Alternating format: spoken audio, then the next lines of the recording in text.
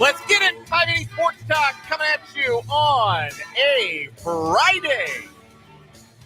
Greetings and salutations. How's everybody doing out there? It is the end of the work week, and I am so glad you are joining us here on the Sports Voice of Kansas for another edition of 580 Sports Talk. I am Dan Lucero, solo dolo for the afternoon. Brendan Brzezinski is on vacation. He will be back not next week, but the week after next. He's taking a lengthy vacation, a lengthy sabbatical, and surely you can concede he deserves it for having to carry me most days for 3 hours a week.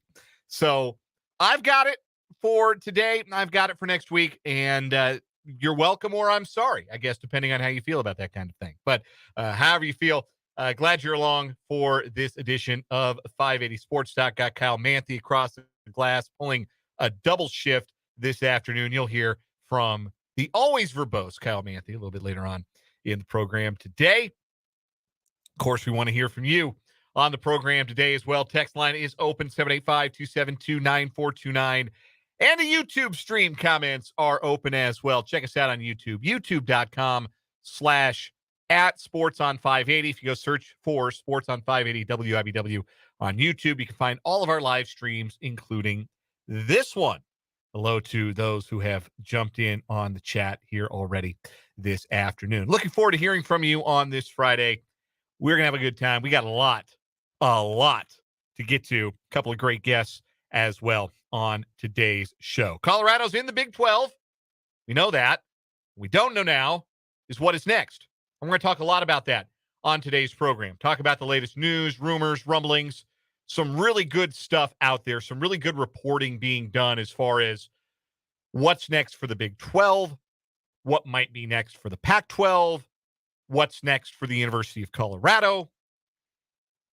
We'll do a little bit of read and react with that because I think there's a lot of really interesting stuff going on, interesting reading of the tea leaves. And I think that the Big 12 strategy as it currently stands is pretty clear, pretty straightforward. And what is a little less clear is the final number for the conference for 2024. Is it 14 or is it 16? We know it isn't 13. And we can reasonably expect it's probably not 15 either. They're going to get to an even number. Which even number is it going to be? We've got a lot of that to talk about today. Also, I've laid out the pros and cons as I see them of each school that has been mentioned as a possible addition to the Big 12 Conference after Colorado, again, made it official yesterday afternoon while we were on the air, in fact. The Board of Regents voting unanimously for Colorado to join the Big 12 Conference or rejoin the Big 12 Conference. There, of course, have been 5 of now the remaining 9 Pac-12 schools that have been seriously linked with the Big 12.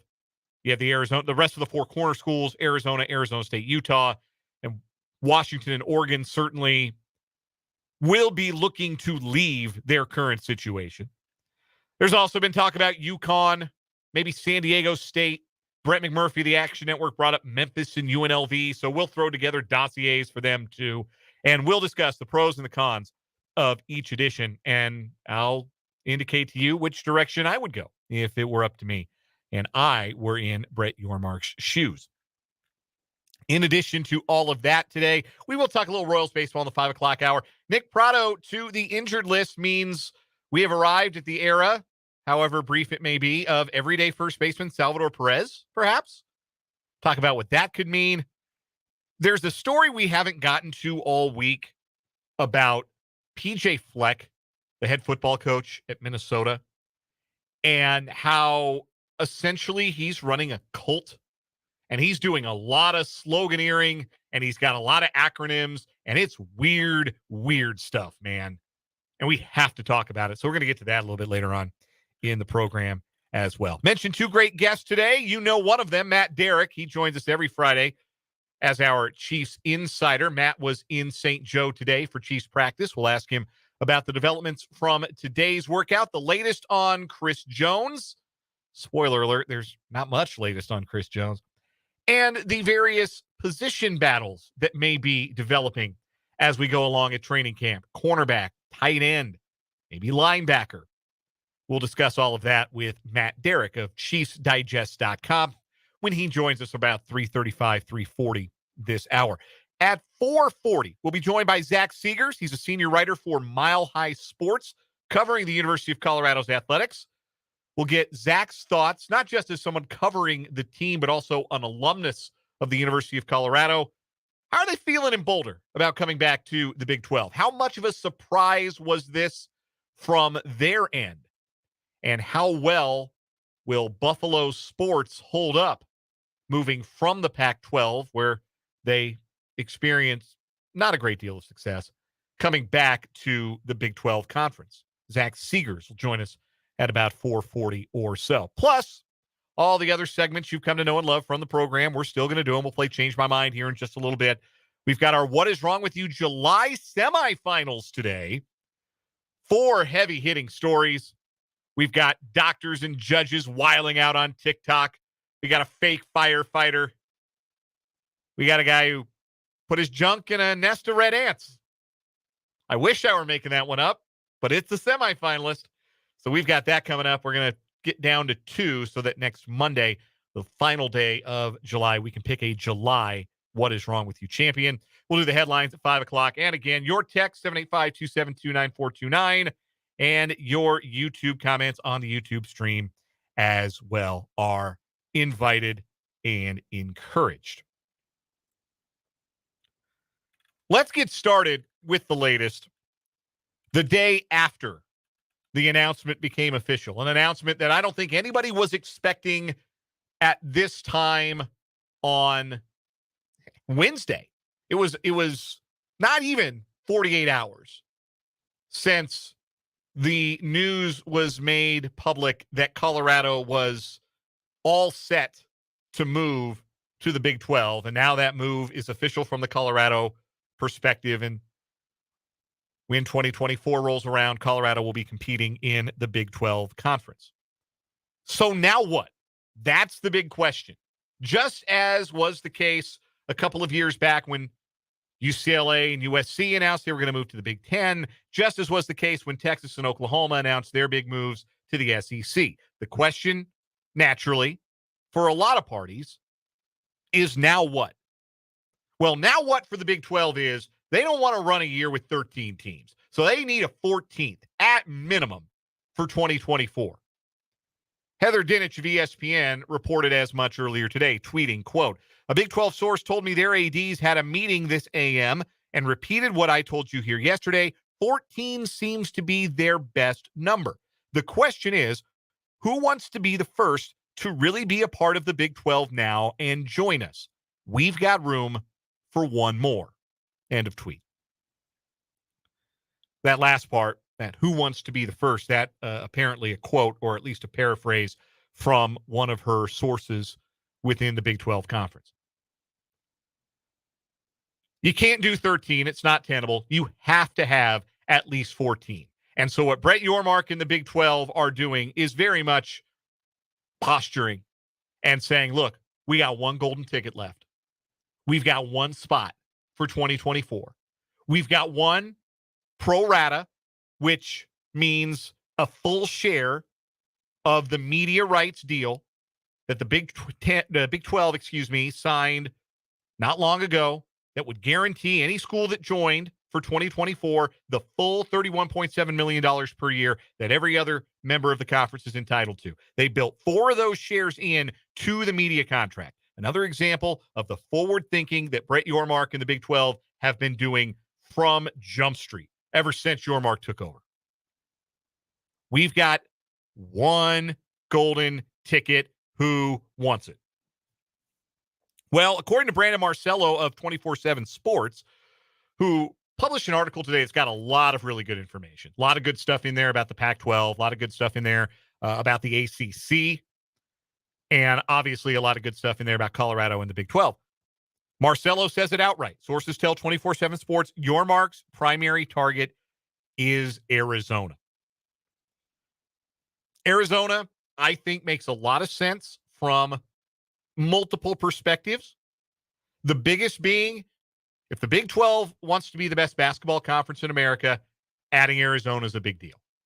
I know Arizona doesn't have a national championship since the late 90s, but they've been consistently competitive, consistently ranked very high in recent years, consistent underachievers in the NCAA tournament. But hey, what power program hasn't gone through a cycle where they underachieved a little bit for a few years at a time in the NCAA tournament? That's the nature of the beast, right? That's how the NCAA tournament goes. It's a loser generating machine. It generates 67 losers and only one winner every year. But Arizona gets there. Arizona typically top 25, typically ranked in the top 10. It's a great basketball program. They get great crowds into the McHale Center. It's an outstanding value add for Big 12 basketball. And as much as basketball has been stated as a reason why there's any kind of interest between Brett Yormark and UConn, and we talked a lot about UConn yesterday, Brendan and I did, and I said on yesterday's show, I kind of think that if Yormark alone got to pick, I think he might force in UConn. I think if it was up to Brett Yormark and Brett Yormark alone, I said it yesterday, I'll say it again today, because I believe this. If he didn't have to worry about selling 13 other athletic directors, 13 other university presidents and chancellors, and just had his vision, Emperor Yormark in charge of the Big 12 Conference, I think UConn would be his choice. Because you're close to New York City, gets you the chance to maybe do some events at Madison Square Garden. They're obviously the reigning national champions in basketball, so they've got a real championship pedigree on that side. I think if it were strictly up to Brett Yormark, it would be the UConn Huskies as the 14th team. But Yormark's a smart enough guy to know that it's not up to him. He's got to find a new member that makes all 13 athletic directors and all 13 university presidents / chancellors happy. And I don't think that's UConn. I don't think Yormark can sell another edition that's that far out east and that has struggled as much historically as UConn has in football. There's that problem, and there's the small problem of UConn owing the Big East $30 million in an exit fee, which is not a fun thing, not a fun check to write for an athletic department that currently isn't getting a whole lot of like football revenue sharing because they're not in a football conference. So I think there are some roadblocks for UConn. If it were up to Brett Yormark, maybe he'd bust right through those roadblocks and he'd invite the Huskies and they'd be the 14th team. But I think Arizona is a lot more palatable for the existing 13 members. For one, geographically, it's a lot closer. Now, that's obviously not the case for Cincinnati, West Virginia, and UCF, but Texas schools, obviously Colorado, the Midwestern schools, Tucson, a little bit more travel-friendly than Hartford, Stores. So Arizona does make sense. Beyond them, however, it doesn't seem like there's a great deal of enthusiasm for anybody else in the Pac-12.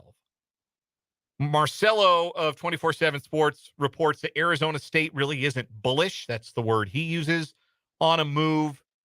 Utah is in a position where they feel an amount of loyalty to the Pac-12 because they were the league that invited them in from the hinterlands of the group of five. So there's some speculation that Utah's kind of cool on the idea of abandoning the Pac-12 for those reasons, which I guess I get. And then you have Oregon and Washington, who are the wildest of wild cards here. On the one hand, I think if you're the Big 12, you know that Oregon and Washington would rather be in the Big 10. But on the other hand, if you're Oregon and Washington and no Big 10 invite is coming anytime real soon, and the conference you're in might crumble and you might get left behind because the TV deal you're going to be working with and the revenue that you're working with from that deal is going to put you well behind the rest of your Power 5 peers, make it harder for you to compete at the level you want to compete at. Why wouldn't you take the extended hand from Brett Yormark in the Big 12. Why wouldn't you hop on that lifeboat? Why would you wait for a better offer? I personally don't understand why they would do any waiting, but Oregon and Washington seem content, at least for the moment, to wait it out. There's not a whole lot of smoke surrounding either the Huskies or the Ducks. The other schools, well, Washington State, Oregon State, Stanford, Cal, there's no value added there, and I think everybody understands that.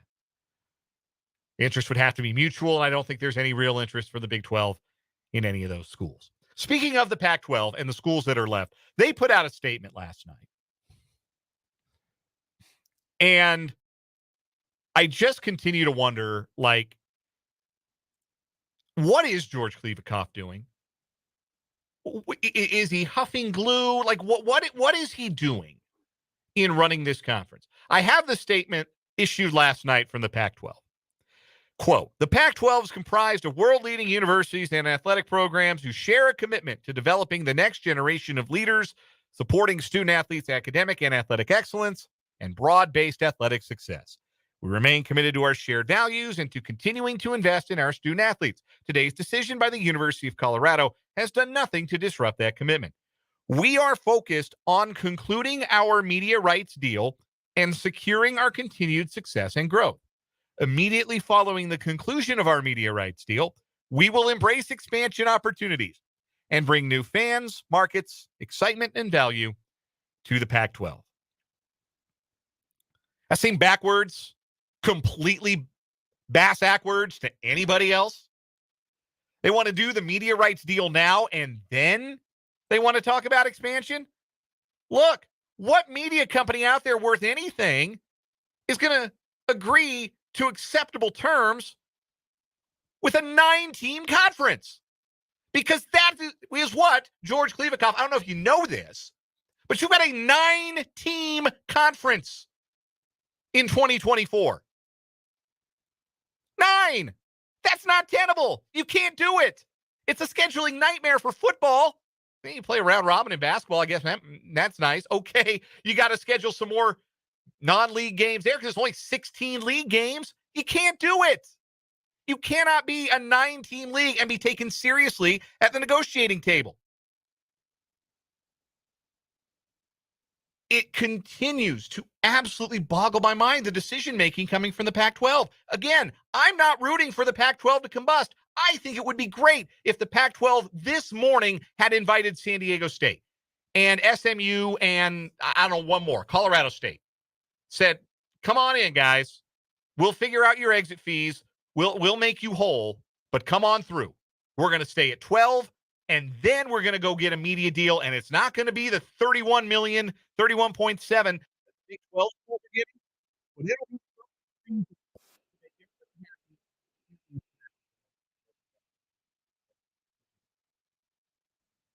we'll even do whatever we got to do to make them happy. We'll cut Oregon and Washington a bigger share of the check. They're the new Oklahoma and Texas. They've got the conference hostage a little bit. But I would have had a measure of respect for that. And I would have said, okay, great. The Pac-12 lives. It looks very different, but it lives. I'm not rooting for it to die on the vine. I'm not rooting for the conference to disappear like the Southwest Conference did once. That's not what my desire is as a sports fan, as somebody who appreciates the history of the Pac-12. It's not what I'm pulling for. But if it's full steam ahead on this media deal that doesn't seem to exist, I don't see any other outcome. Particularly when the Pac-12 has reportedly been so certain of their value on the market. Dennis Dodd reported this last night. Friend of the program, Dennis Dodd for CBS Sports. And when I read this, when I tell you I about choked, I laughed so hard, I about choked on my own spit. I'm not kidding. This is not an exaggeration.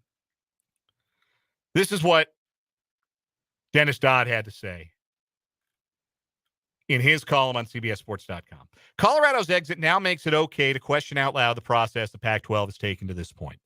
Upon losing USC and UCLA, Pac-12 Commissioner George Kliavkoff either could not or would not get a media rights deal done in an early negotiating window last summer. That is not a good question to still be asking of the conference commissioner a year into this process, by the way.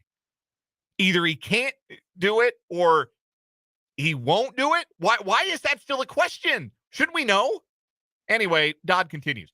That should have been the first indicator of the league's diminishing value.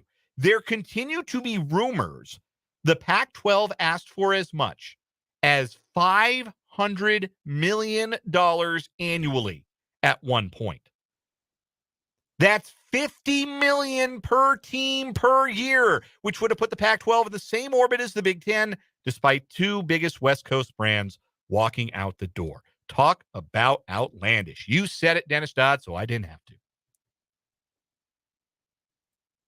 If that is how high the Pac-12 has been on its own supply, it's no wonder it continues to live in denial as it becomes the Pac-9. And at some point, and the comments being made publicly by the people in charge at Arizona continue to make this very clear. That if there are numbers that are presented and they're not acceptable, Arizona will leave. Robert Robbins is the president of the University of Arizona. And in March, I'm sure back in March, we heard, it'll just be a couple of weeks. We'll have details on a Pac-12 media deal in a couple of weeks. It's been a couple of weeks since like last July. Couple of weeks, 2 weeks. We'll have it for you in 2 weeks. This is what Robert Robbins, president of the University of Arizona, said last March, or this March. I know what the Big 12's number is. Everybody did at that point, right? I just need to hear what the Pac-12's number is, then I can make a decision. Boy, that's pretty clear, isn't it? That's pretty cut and dried. That's, if the Pac-12 can't get close to the Big 12's number, we're going to the Big 12. That's saying that without saying it. So it continues to be curious to me that the Pac-12 is stuck and simply cannot get a TV deal, an acceptable media deal over the line. If they had anything, Colorado might still be in the league as we're speaking today. If they could have gotten anything over the line, if they could have gotten a media deal worth $25 million and gotten some kind of a linear presence in the process, I think Colorado would have stayed in the league. I don't think they would have jumped leagues over $6 million. I think they jumped leagues over $31.7 million because that's how much more you're making in the Big 12 than the nothing that you've got guaranteed after this year in the Pac-12. So uncertainty has been what has made Colorado make the jump. Just like it was in 2010 when they decided to jump to the Pac-12. Uncertainty means you leave. Well, if we get to the point ever where there's some certainty, it might be the certainty that there's nothing in Al Capone's vault, that there's no good deal. There might be no deal, period. It might be that certainty that makes Arizona follow suit. But it's clear that one way or another, whether it is Arizona, whether it is UConn, whether it's somebody else entirely, and again, we're going to break down the pros and cons of all the possible movers in the 4 o'clock hour. No matter who, somebody is going to be that 14th team. And the Big 12 is going to play next year, the 2024-25 academic and athletic year. They're going to play with 14 teams. And right now, the question for the Big 12 is they dangle that golden ticket out in front, and they say, who wants it? First one to get it gets it. Who's it going to be? Who would you like to see it be? Let me know on the text line, 785-272-9429. If you got to pick, if you were Brett Yormark and you could ram through a 14th member, who would it be? 785-272-9429. Let me know in the YouTube comments as well. We're going to take our first break here on 580 Sports Talk. Matt, Derrick coming up at the bottom of the hour, or a little after the bottom of the hour, since we are just past the bottom of the hour. But first, quick game of Change My Mind coming up next here on 580 Sports Talk.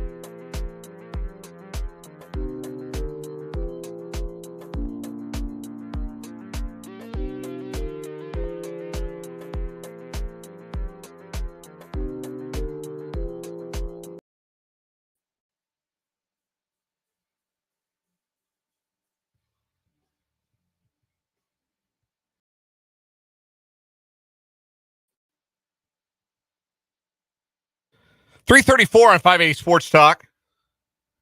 Time to play a little Change My Mind. We'll bring in Kyle Manthe across the glass to play some Change My Mind on this edition of the program. Kyle, Change My Mind, the best possible 14th member, regardless of rumor, regardless of any other rumor mongering going on, the best possible school to come along and be the 14th member in the Big 12 from the Pac-12 would be the Oregon Ducks. Change my mind. I think the only way I could change your mind in that, because I'm inclined to agree with you that Oregon would be the best option just with the combination of football and basketball and just opening up new markets. The only way I could change your mind is if a mystery school comes out of somewhere, maybe one of the old Big 8 schools returning that isn't mentioned right now, but seeing as that's probably not a viable option, something that's going to happen anytime soon, I think they are the best option, just including looking at like Arizona and UConn for all the reasons you talked about, the other big contenders. I think Oregon is the best single school option. If you're looking at adding 3 schools, maybe Oregon's not included in that mix, but if you're just going to go with 14 schools, I think Oregon is the best option. Certainly the highest football ceiling I mean, of all the schools we're talking about, there's only one of them that's played for a national championship. So you got the highest football ceiling. And I think nationally, they would give the new Big 12 that extra boost of football credibility that it might be missing right now. That it might be a little short on with Texas and Oklahoma leaving. So yeah, I think Oregon might be the best fit if you're just going to add one more. Mm-hmm. You got to change my mind for me today, Kyle? I do. I have a All right. baseball version change my mind. All right. Our friends, the Kansas City Royals, changed my mind that they'll make more than one single trade by next Tuesday's trade deadline. They've got a bunch of guys, could be Nicky Lopez, could be Scott Barlow, Carlos Hernandez, Ryan Yarbrough. I don't think they're going to make more than one trade in that time. You don't think they're going to make, you think they'll just make one trade? I think they will make one. I think they'll make one trade. It'll be either 1 or 0. Okay. Now, I do think they should make as many trades as possible. I mean, anybody they call on, I mean, somebody give you a washing machine for Ryan Yarbrough, take that phone call. And I think that there is an understanding that I will ascribe to JJ Piccolo in this Royals front office that there's no sense in holding on to guys just because, like, take the best offer you can get.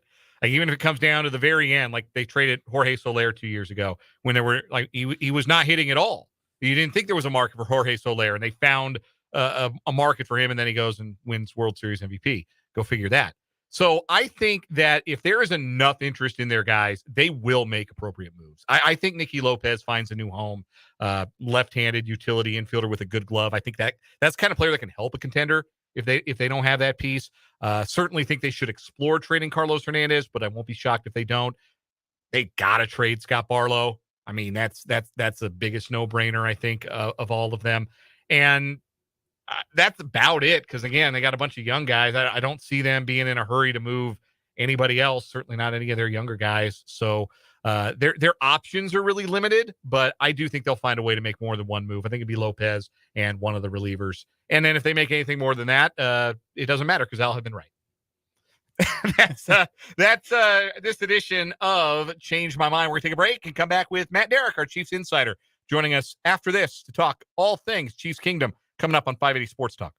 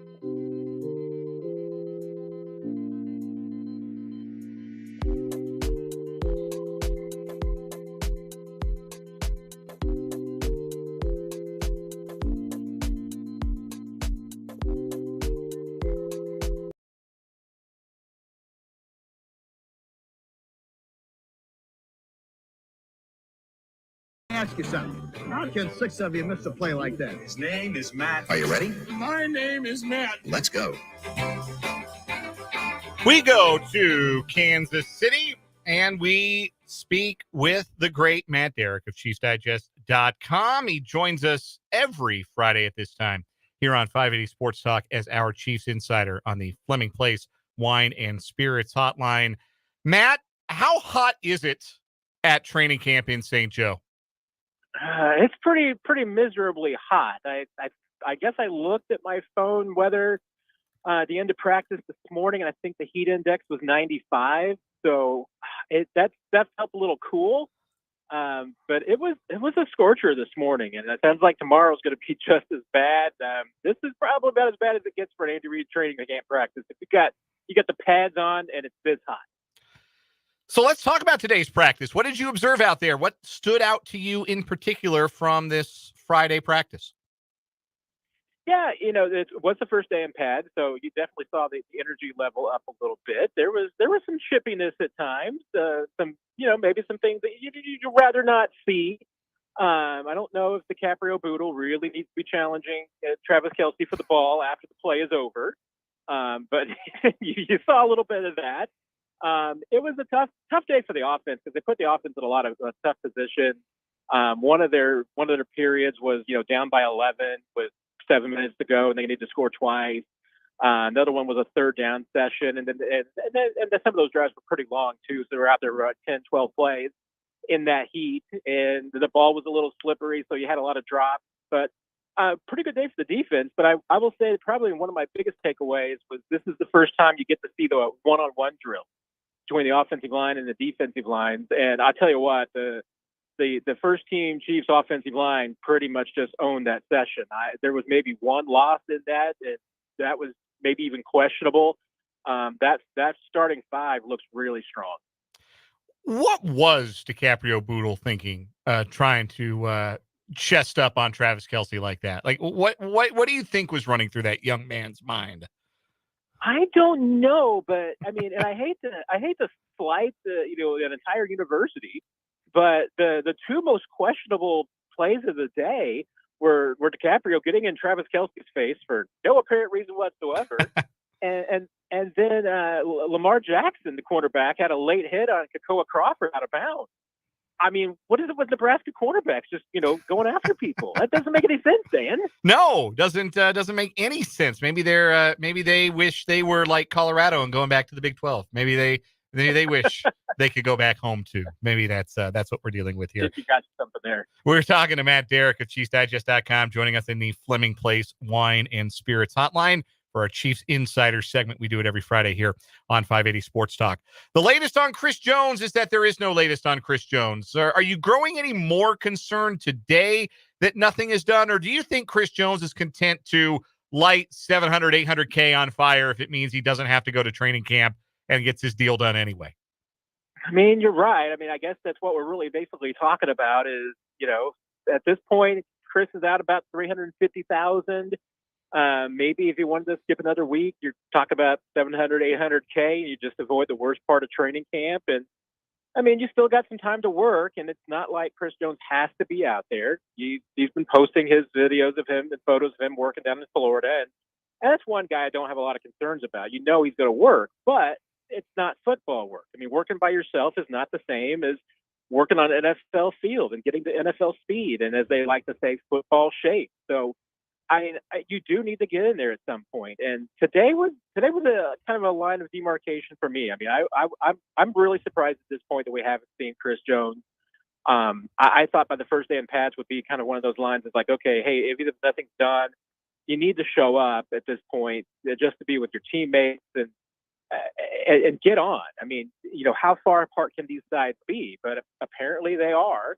And Andy Reid said he told me today he had not heard from Chris Jones, doesn't know when to expect him. I mean, if he misses if he doesn't report by April 13th, remember that's another $1.1 million out of his pocket for missing a preseason game. But at the same time, he's probably going to agree to a deal that's going to have $70 to $80 million guaranteed. So, are we really talking about money that matters to Chris Jones? I mean, maybe the fines and everything won't matter because if he gets the contract he wants, it's going to be maybe 1/80th of the money he's guaranteed. Let's get back to talking about some of the on the field stuff. I think there's some fascinating developments happening early on, even at this early stage of training camp. One of them being at cornerback, where second-year player Najee Johnson is getting a lot of first-team reps, and Jalen Watson has kind of been busted back to the second team a little bit. Now, maybe that's strictly motivational at this point in training camp, but who in your mind has the inside track to start opposite Trent McDuffie at that other boundary corner spot right now? Well, and that's the interesting thing because I mean, there is a lot of rotation going on right now, and and Steve Spagnuolo told us earlier this week that because of their off-season workouts, that they didn't participate in OTAs. That both L'Jarius Sneed and Trent McDuffie have been on a snap count, and that's led to a lot of rotation, and they have been going with whoever is the hot guy next. Najee Johnson was the hot guy, so. He's been getting a lot of reps today. Jalen Watson got more reps with the ones. Joshua Williams has had days where he gets more reps. So all of them are rotating. And really everything that we've seen at this point would suggest in the base defense, L'Jarius will be on the left side. Trent McDuffie will be on the right. And when they go into sub packages, McDuffie will be the guy that kicks inside. And then somebody else will come in. And who it is, right now, I think it's a wide open race. I mean, Najee Johnson's in there too. I don't think there's any doubt, but Watson and Williams aren't going anywhere. It's going to be the guy who's just the most consistent in the next few weeks. There's a long way to go. And I think all three of those guys right now are it's a tight race between them all. Joining us on the Fleming Place Wine and Spirits Hotline is Matt Derrick of ChiefsDigest.com. You can check him out at the website and on Twitter at Matt Derrick. Joins us every week as our Chiefs insider here on Fridays at this time on 580 Sports Talk. Staying on that defensive side of the ball, Matt, Drew Tranquill is really showing up in just about every post-practice report or during practice tweet that I see. It seems that he's really made an impact early on in these training camp practices. He was carted off today, and I'm using air quotes on the video that people can see because he rode in the front of the cart, which suggests that whatever the malady was not terribly serious. He just needed a ride back to the locker room there at St. Joe. But Drew Tranquill, how much do you think he's going to play when the rubber meets the road? And which linebackers, which personnel packages do you think he best fits with? That's a really interesting question, and it does look like it's probably good news for Drew. He had a sprained neck, and he didn't immediately go to the medical tent or anything. He actually just went over to the sideline. So I think you're hoping that's nothing serious. But they're going to have a lot of substitution packages that have Drew Tranquill at the heart of it. They'll probably still go with Bolton and Gay and Chanel as the base 4-3. It wouldn't surprise me if some specific matchups. Maybe they do a rotation there. I mean, especially if you're going up against a team that's got a really good, tight end. Tranquill is probably your best pass defender, so he's probably the guy that you want taking on some of the better, pass catching tight ends in the league. There might be some situations even where you could see him coming in for Leo Chanel and being, or for Willie Gay even, and maybe being the primary backup at all three of those spots eventually. And he's definitely going to be the backup behind Nick Bolton at the middle linebacker position. So, but I don't think there's any passing down, third down. Drew Tranquill is going to be on the field a lot, and it wouldn't surprise me if a lot of games he's the second linebacker on the field on the second most snaps behind Bolton. So you think if the Chiefs if they had a game on Sunday, and never mind pretend the sprained neck doesn't exist, but if they had a game on Sunday that counted, do you think it would still be Bolton and Gay as the starting linebackers in the base package, or does Tranquill have a shot at maybe supplanting Gay? I don't know if he's got a chance at supplanting Gay, but I could definitely see it like that being something that could be matchup driven. I think most of the time they would still go with Willie Gay in that spot, and if Tranquill was going to come in, it would probably be for Chanel, especially because I think they kind of view him as a guy that can be a chess piece. He's not just a linebacker. Maybe he can be that kind of a dime safety kind of guy. At least as somebody who can cover a tight end. And they're still going to do their dime looks too when they're going to have a safety or a corner that's going to be on those guys if they need it. But they have the flexibility there where you can do it. I think that Gay will still be the starter on the weak side. But Chanel I wouldn't be surprised if he gets snaps, especially in passing down. A few more questions for Matt Derrick of ChiefsDigest.com, our Chiefs insider here on 580 Sports Talk. Over on the offensive side of the ball, I think we're all leaning toward the assumption that the Chiefs will keep 4 tight ends on the active roster, but there might be a surprise among those 4. Matt Bushman has reportedly shown well in practice, and he's a player that had a big preseason performance against Green Bay in the last preseason game last year before getting injured and being placed on injured reserve. How real are Bushman's chances to make the roster at the expense of one of the veteran tight ends like Blake Bell or Jody Fortson? Yeah, really legit. I mean, and Fortson had another injury today. They're examining his shoulder. We'll see if that's anything. But it seems like of the injuries today, that was probably the one that there was the most concern about. So we will see. And Blake Bell, yeah, I mean, I think that has become a legitimate competition there. Matt Bushman's had a really good offseason program. He's been really strong through this camp. This was unfortunately probably his weakest day of training camp so far, but a lot of receivers had some tough days today. I think it was just a slippery football, some bad situations. The defense is the first day that they're getting some contact. So let's see how he bounces back. But for the most part, until today, he's been catching everything that comes his way. And he's gotten the attention of some of the other guys. I mean, Travis Kelce's talked about him. Matt Nagy has talked about him as well. I think he's got a legit chance, and I'm with you. I think that they keep 4 tight ends, and right now, it would not surprise me in the least that 4th tight end right now was Matt Bushman. I think if I asked 5 different members of the media that have been at St. Joe monitoring practice, I might get 5 different answers, 4 or 5 different answers to this question. So I want to ask you, it's a fill in the blank, the most impressive receiver so far for the Chiefs early in training camp has been blank.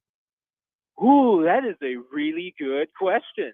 And I think you're right. I think you probably would get a lot of different answers. I tell you what, I mean, I probably, if he was healthy right now, if we got to see him the last few days, I would probably end up saying Kadarius Toney. But I really want to say Sky Moore because that guy has just looked night and day difference from where he was a year ago. You can just tell there's just so much more confidence. He has a better understanding of the offense. He's got a better understanding of the timing and the connection with Mahomes. There were plays that he just simply couldn't make last year that he's making right now. And that's a great sign. I mean, we'll see what it translates into. But I think for the most part, I think the other guys that we've seen have been whom they are. I mean, I think Marquez has been who he is, and I think he's the back of what his football card says he is. The one guy in this group that can be more, I mean, I would like to see more from Richie James, but he's kind of in that next group as far as who's getting the opportunities. Sky Moore's getting a lot of chances. And Rashee Rice has looked really good too, so I don't want to discount him. But, I mean, Rashee Rice has definitely looked legitimate. But I've been really impressed with Sky Moore, especially just because of the leap that I think he's making this year. Matt Derrick covers the Chiefs at ChiefsDigest.com. Indispensable work. Make it a part of your daily reads if you are a Chiefs fan, if you haven't already. He joins us on the Fleming Place Wine and Spirits Hotline every Friday at this time as our Chiefs insider. Matt, always a pleasure. Stay cool. Enjoy the weekend. We'll talk to you next week. I appreciate it, Dan. Take care, everybody. That is Matt Derrick. And that's a wrap on hour number 1 of 580 Sports Talk. Coming up in the 4 o'clock hour, Zach Segars will join us to talk CU coming to the Big 12, and we will discuss the pros and the cons of prospective 14th members of the Big 12 Conference. That's next on 580 Sports Talk.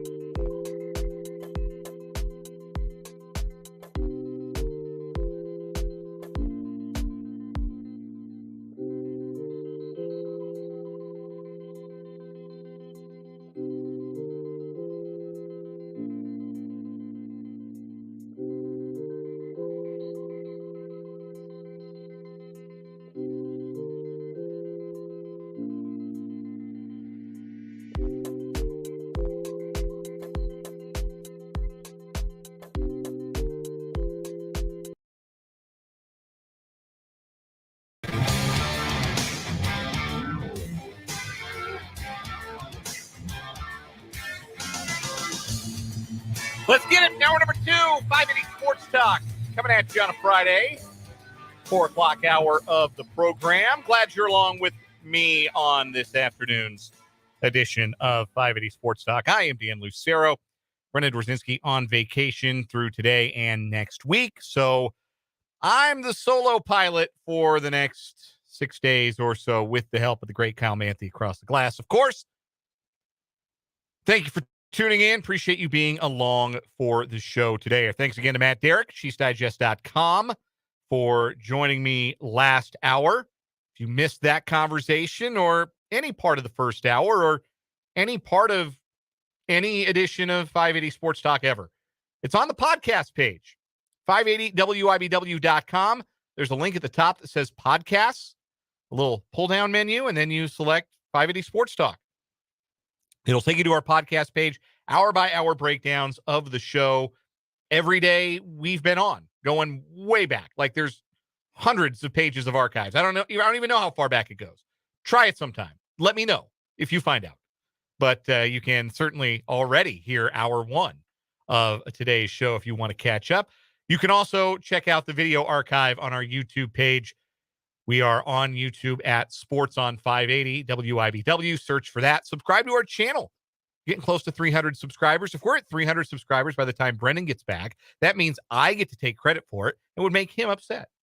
So subscribe, if you haven't already, to our YouTube channel, Sports on 580 WIBW, and you can watch past shows. So you can watch my mouth move while I ask questions to Matt Derrick or do What Is Wrong With You or whatever it is that you might like to see on the video. See what hat I'm wearing. Today it's the Rocket City Trash Pandas cap going today on the stream. So that is how you can access the archive of the program.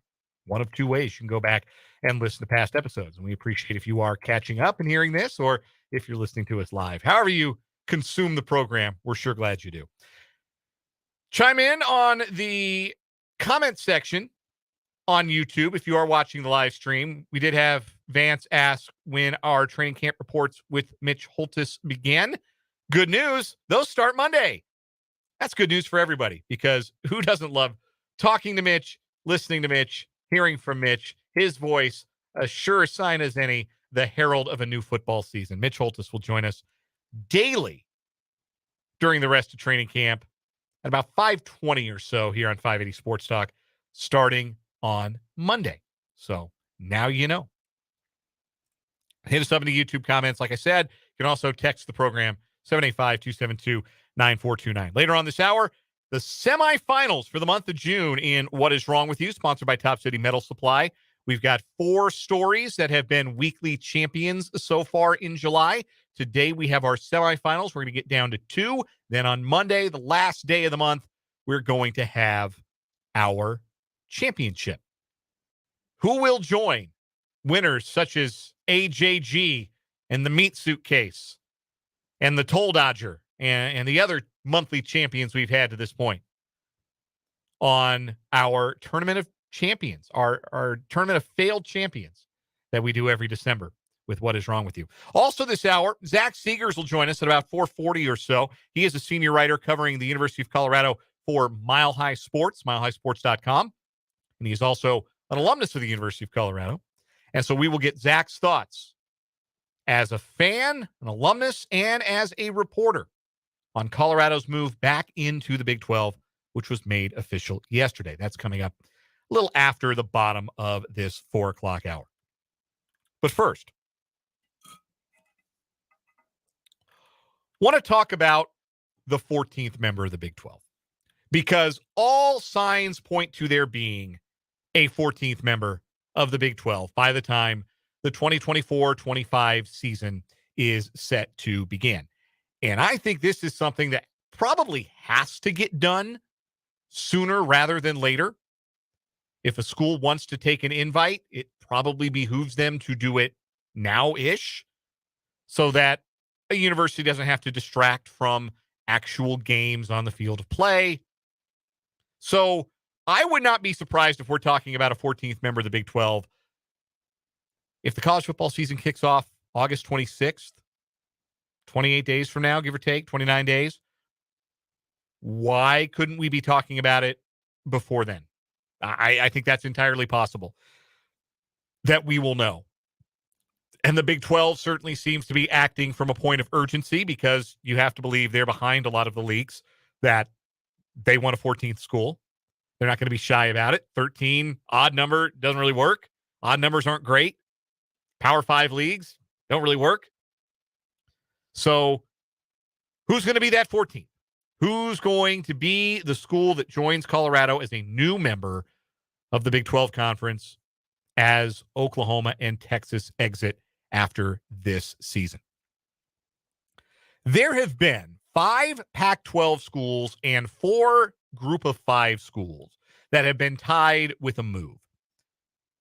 5 of the current 9 left in the Pac-12, not counting Washington State, Oregon State, Stanford, and Cal, all of whom, for varying reasons, are not legitimate fits with the expansion of the Big 12. They don't make any sense. They don't move the needle. They don't have any real desire. Still kind of think Stanford and Cal are going to end up independent, particularly Stanford. I think they can do that. They got, they won the Directors Cup this past year. They one of the best athletic departments in the country. They can float it going independent. But the other 5 of the remaining Pac-9, Arizona, Arizona State, Oregon, Utah, Washington, have all in some capacity or another been linked with a certain level of intensity, rumor-wise, with the Big 12. And then you have Group of 5 schools like UConn, San Diego State, Memphis, UNLV. That was the list of 4 exactly that was mentioned by Brett McMurphy when he reported yesterday. And I don't think I'm mistaken when I say he was the first that reported that the Big 12 would actively seek to add a 14th member before the start of the 2024-25 season.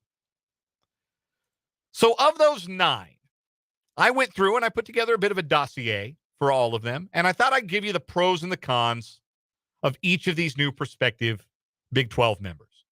A way to better get to know these possible new conference foes, what they bring that's a positive, what they might not bring, or what might be a negative that they could bring to the league. And I'll start with Arizona because they certainly feel like the most realistic target out of the Pac-12. Brandon Marcello, 24/7 Sports, reported that he has heard from sources that Brett Yormark wants Arizona more than he wants any of the other Pac-12 schools. That is the school that has been, aside from Colorado, who obviously has already made the jump, has been most commonly known to have had substantive discussions with the Big 12 about joining, even though those discussions cooled a little bit over the summer and may have, in fact, stopped altogether. But Arizona feels like the favorite at this point. I don't know what the betting markets have to say about this. I haven't looked. But if you could bet on this, and I'm sure you can somewhere, somebody will take your money if you want to bet on this. Arizona is probably the betting favorite to be the 14th team in the Big 12. So what do they bring? Well, for the Big 12's sake, they bring another monster basketball program, a monster of a basketball program that can come right in and be immediately competitive at the top of the league. Arizona finished last season 8th in the AP Top 25, going 28-7. They have finished in the top 10 5 times in the last 10 seasons, including being ranked number 2 in the country in the final poll last season. They have a national championship in their history. You have to go back to 1997 for it, but still. They have emerged from the Sean Miller scandal and have emerged in a very strong position with Tommy Lloyd running the show on that sideline. They have great crowds at the McHale Center. They have been to 37 NCAA tournaments in their history and have won 27 conference championships in their history. It is a great, great basketball program. And the thought of KU going to the McHale Center or Arizona coming to Fog or Arizona mixing it up with Baylor, Arizona mixing it up with Houston, Arizona mixing it up with Cincinnati, those basketball games are going to be a lot of fun. A hungry program with great tradition and great crowds, a basketball school. Arizona makes Big 12 basketball better from day one. Something else they will add, proficiency in the bat and ball sports, if that's your thing. It hasn't really been Kansas and Kansas State's thing in recent years. I know this, Kansas State doesn't even have a softball team, but Arizona baseball has 4 national championships, and Arizona softball has been a national power as well. So something to add in the spring. Arizona factors into the Phoenix TV market. That's a huge TV market, number 11 in the United States, the 11th largest TV market in the United States and growing. I roll my eyes at that stuff, to be completely honest with you, about TV markets, because not all TV markets are created equal, and not all TV markets have the same interest in the local college. Like, I know a lot of people talk about the Denver TV market in relation to adding the University of Colorado. And while, yes, there are a lot of television sets in Denver, not a lot of them are tuned into the Buffs on Saturday. Saturday in the fall is when Coloradans, many of them, get stuff done so they can watch the Broncos on Sunday. I grew up in that. I know what that's about. So on the one hand, it's not the most important thing, but it's not unimportant. It helps in media negotiations. It got Rutgers into the Big Ten, for God's sake. So it's worth a mention that the Phoenix TV market would be part of adding Arizona. You might be wondering about the time zones. Arizona does not observe daylight savings. So right now during the summer, they are in the Pacific time zone. They're 2 hours behind us here, Central Time. But during football and basketball season, they don't fall back. So they're in Mountain Time, essentially. They would be on the same time as Colorado, as BYU. So no difference there. Not an addition of a new time zone there. And you have, obviously, the previously expressed intrigue in joining the Big 12. So you have a school that would be happy to call the Big 12 its new home. That's a lot of good for Arizona. The one real negative is Arizona doesn't have much of a football program. The Dick Tomey years were a long time ago. Do you know that Arizona has played in the same number of BCS/New Year's Six bowl games as UConn has? That's the truth. UConn went to an Orange Bowl as a winner of like a 4-way tiebreaker in the Big East. They got stomped out by Oklahoma. Maybe you remember that Orange Bowl. Arizona went to the Fiesta Bowl 15, 16. It was, I think, Rich Rodriguez's first year. It was one of Rich Rodriguez's first years at the helm. I'm going to double back and check this and see if I am right or wrong and try and get that year exactly correct. But that's the only New Year's Six/BCS game that Arizona has played in since the BCS was a thing. They went to a Fiesta Bowl in 1993, but that doesn't really count for our purposes. It was Rodriguez's third year, 2014, that they went to that Fiesta Bowl. They've only been to 2 bowl games since then, and they have not been to a bowl in 5 years. Though they did play a little better last year. They were 5-7 in Jed Fish's second year. But it's not a great football program. To be completely honest, it's not a great football program at Arizona. But that's about the only negative I can find for the Wildcats, other than it's really hot in Tucson this time of year and early in the fall. But there you have it. That's Arizona. What about Arizona State? Arizona State would also bring the Phoenix TV market, much more so because they're in the valley proper, being in Tempe. And like Arizona, there's a strong bat ball sport presence that the Sun Devils would bring along. But my question with Arizona State, are they serious about winning? I don't know that they're serious about winning. They have never played in a BCS/New Year's Six bowl. The last time they went to a bowl of that size was their Rose Bowl berth with Jake Plummer at quarterback in 1997. Been a long time since Arizona State was real good at football. They had a couple 10-win seasons in the 2000s and the 2010s. I think they had one under Todd Graham. But like the Herm Edwards hiring was not one that a serious program makes. We'll see how Kenny Dillingham does there. But basketball has not seen the second weekend of the NCAA tournament since 1995. How serious is Arizona State about being a competitive, winning athletic program? Because I think they ought to be. There's no reason Arizona State can't be really good at both football and basketball. Arizona produces a lot of talent. Ask the University of Kansas. They're pulling players out of there for their football program left and right. There's talent there, but it hasn't resulted in much winning, frankly, for either in-state team there in Arizona. So that's just my question about Arizona State. Are they really serious? Because I feel like even Colorado football, as bad as they've been, hiring Deion Sanders is a pretty serious statement of intent. And I don't know where that statement of intent is for Arizona State football, where that's been for the last several years. So that's the big con with Arizona State. I don't think they add as much value as Arizona does, frankly. Utah is another Pac-12 school that could leave. They've got a tremendous fan base and a really good athletic department. You know, they were 28th in the Directors' Cup standings this past year. To give you some perspective about what 28th in the Directors' Cup standings means, only Oklahoma State, among the schools that are going to be in the Big 12 starting next year, was in the top 30. Texas and Oklahoma were also in the top 30, but obviously they're leaving the league. So Utah would come in, and right away, they would be one of the better athletic departments in the Big 12.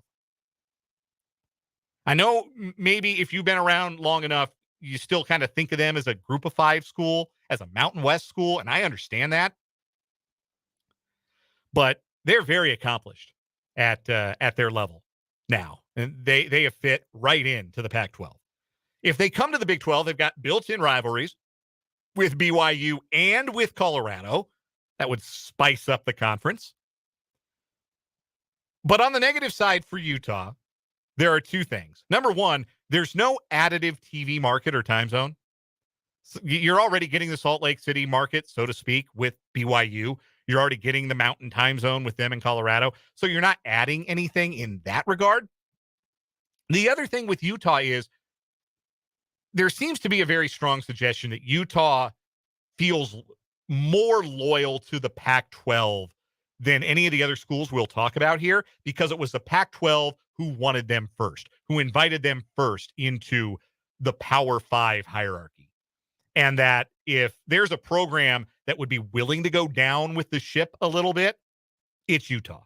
Now, I don't know what the wisdom is in that, but that just might mean they're a little harder to convince, and that they might be the kind of school that sticks around out of gratitude while the Pac-12 picks up the pieces and adds like SMU and Boise State or whatever it is they have to do to keep the doors open and the lights on. So you really have to compel Utah. But I think they're very compelling. I really like Utah as a fit. They just don't seem super into the idea. And I don't think you want to add a school that's not super into the idea of being in your conference. Which brings us to the other two Pac-12 schools worth discussing, which are Washington and Oregon. I'll do Oregon first. It's the most recognizable athletic brand left in the Pac-12. If you were listening to the 3 o'clock hour, I said, if you took any of this stuff out of the equation, any of the negatives out of the equation, and Brett Yormark could pick one Pac-12 school, I think it would be Oregon.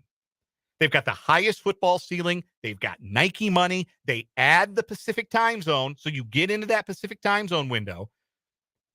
The Portland TV market's number 22 in the country, so you've got another substantial television market. You've got the Duck. Who doesn't love the Duck? One of the best mascots in all of college sports. I know they say his name isn't Puddles, but I still like calling him Puddles. That's kind of rude because it's not his name. But I love the Duck. It's a really good athletic brand, and I think it would be a shot in the arm and a rejoinder to people who would criticize the Big 12 moving forward for not having a tentpole football program. Oregon, I think, would give them that in a way that would be irrefutable to everybody. They've played for a national championship. They've been a fixture in the New Year's Six. They've been to the college football playoff. That'd be a big add, a big positive in that regard for Oregon. For Washington, remember I mentioned the Directors' Cup standings, and Utah was 28th in the Directors' Cup standings this past year? Washington was 21st. Really good athletic department at UW. They would also add the Pacific time zone. The Seattle TV market is the 12th largest in the country. Again, don't think it's the biggest deal in the world, but it's also not insignificant. It is the second most recognizable athletic brand left in the Pac-12. And like Oregon, great mascot. Love Dubs. great dog. Awesome, excellent Husky dog. But Oregon and Washington would rather be in the Big Ten. And you know they'd rather be in the Big Ten. And unless Brett Yormark can really sell the long-term future of the Big 12 in such a way that either of those schools say, you know what, never mind the Big Ten. If they come calling, whatever, we would rather be here, then I don't think they're worth adding. I don't think you're worth adding a school that would feel like it was settling. I don't necessarily think that's true for Oregon and Washington. I don't think a Big Ten offer is coming for them any realistic time soon. But they think it might be, and that's all that matters. And that's the downside of Oregon and Washington. They are fun to discuss theoretically, but the Big 12 is obviously their second choice. And what's that old adage that you've probably seen 100 times on your Facebook wall when somebody's going through a breakup or an Instagram caption? Never think of someone as a priority who only sees you as an option. Don't do it. That's why I'm pumping the brakes on Oregon and Washington. They would be great additions to the league, except for the fact that they don't really want to be a part of it. I think that's why Arizona is out there publicly as priority number one for the conference. So what about the G5s? What about the schools that aren't in the Pac-12 that might make sense as a 14th or 15th or 16th member of the Big 12? I'll run through these a little quicker. UConn is the one that's getting a lot of traction. We talked at length about UConn yesterday. Obviously, tremendous basketball program, the defending national champions. You would have another program out east to pair with West Virginia and UCF in the Eastern time zone. And maybe if you squint, you can see forward momentum for a football program that went 6-7 and made a bowl in Jim Mora Jr.'s first season when the expectations were much lower than that. But you're still talking about a historically non-competitive football program and a program that would have to pay $30 million to the Big East as an exit fee. We're not dealing with exit fees right now for the Pac-12, right? Exit fees are an issue for these G5s, and $30 million is not nothing. Also, UConn might get psyched about the Big 12. They really might. Gets their football program back into a conference, and that could really be a positive for that. But it doesn't feel like they have the support of the entire conference. And that might be a really hard sell for Brett Yormark, and it might be a really hard sell for UConn if they're joining a league that not everybody else is really psyched about them joining. San Diego State. When I was doing this exercise, I got to admit, I wasn't as juiced about San Diego State as an addition to a Power 5 conference. And then the more I dug in, the more I thought, you know what? They'd be good for anybody who wanted to bring them in, whether that's the Pac-12, whether that's the Big 12. There's something here with San Diego State. They have been to 12 bowl games in the last 13 years. They just played for a national championship in basketball. They've got a brand new football stadium and a basketball arena good enough to host first weekend games in the NCAA tournament, the Viejas Arena. Obviously, it would be an addition of the Pacific time zone. You have a program that wants to join the Power 5, and San Diego State Athletics are the big game in town in San Diego. Once the Padres season is over, which because they're the Padres, that's usually right around now every year, the trade deadline. All the money they spent, this is when their competitive portion of the season usually ceases. People get fired up about the Aztecs. They're the big game in town in a pretty big sports market. But it's not a huge TV market. San Diego is only the 30th biggest TV market in the United States. There's not a huge addition there. And again, would they rather be in the Pac-12? Would they rather try and be the program that saves the Pac-12? Or would they rather be an addition to the Big 12 that sinks the Pac-12? Again, don't make someone a priority who only views you as an option. I'll run through Memphis and UNLV really quick because that's all they deserve. They came up in Brett McMurphy's tweet yesterday about possibilities, but there's no real concrete reporting that Brett Yormark or anyone with the Big 12 has talked to these schools. Memphis has a really good basketball history. They're renovating their football stadium right now, and road trips there mean you get to go to Beale Street and gorge yourself on delicious barbecue. You go to the Rendezvous, get the ribs, go to Blue City Cafe, get in a fight where Gus Johnson got in a fight once, the broadcaster. Beale Street rules. I can't recommend the city of Memphis more highly. But you're in TV market number 52. You've got a really middling football history. You've got an exit fee in the AAC, not an onerous one, probably about, mid-teens, 15, 16, $18 million. But you still have to deal with that if you're Memphis. And then UNLV, yeah, they would bring you the Pacific time zone. You get to hold conference events in Vegas. Media days in Vegas would rule. I'm not going to lie. Road games in Vegas, that's always a fun trip. But there's no competitive value added with UNLV. Basketball stunk for a decade. Football has stunk for much, much longer. They don't add anything to the conference, much as I hate to say that because it's not very nice. It's true. UNLV doesn't add anything competitively to the Big 12. And so that's a non-starter for me. So when I lay it all out like that, I'm a little more bearish or little more into the idea of San Diego State, a little more bullish on the Aztecs. Certainly understand why Washington and Oregon would be great additions, but in the end, can you really invite a school that would rather be in a different league? Love the thought of Utah, but maybe they want to go down with the Pac-12 ship for some reason. And then when you get past all of those, you have Arizona, and you know what? Arizona makes sense. If that's number 14, I think it's a good addition. Arizona makes sense. Your thoughts are welcome. Text line 785-272-9429. Hit me up on the YouTube comments as well. If you could pick one of those 9 schools, which one sounds the best to you as the 14th member of the Big 12 Conference? We're going to take a break. What is wrong with you? July semifinals up next on 580 Sports Talk.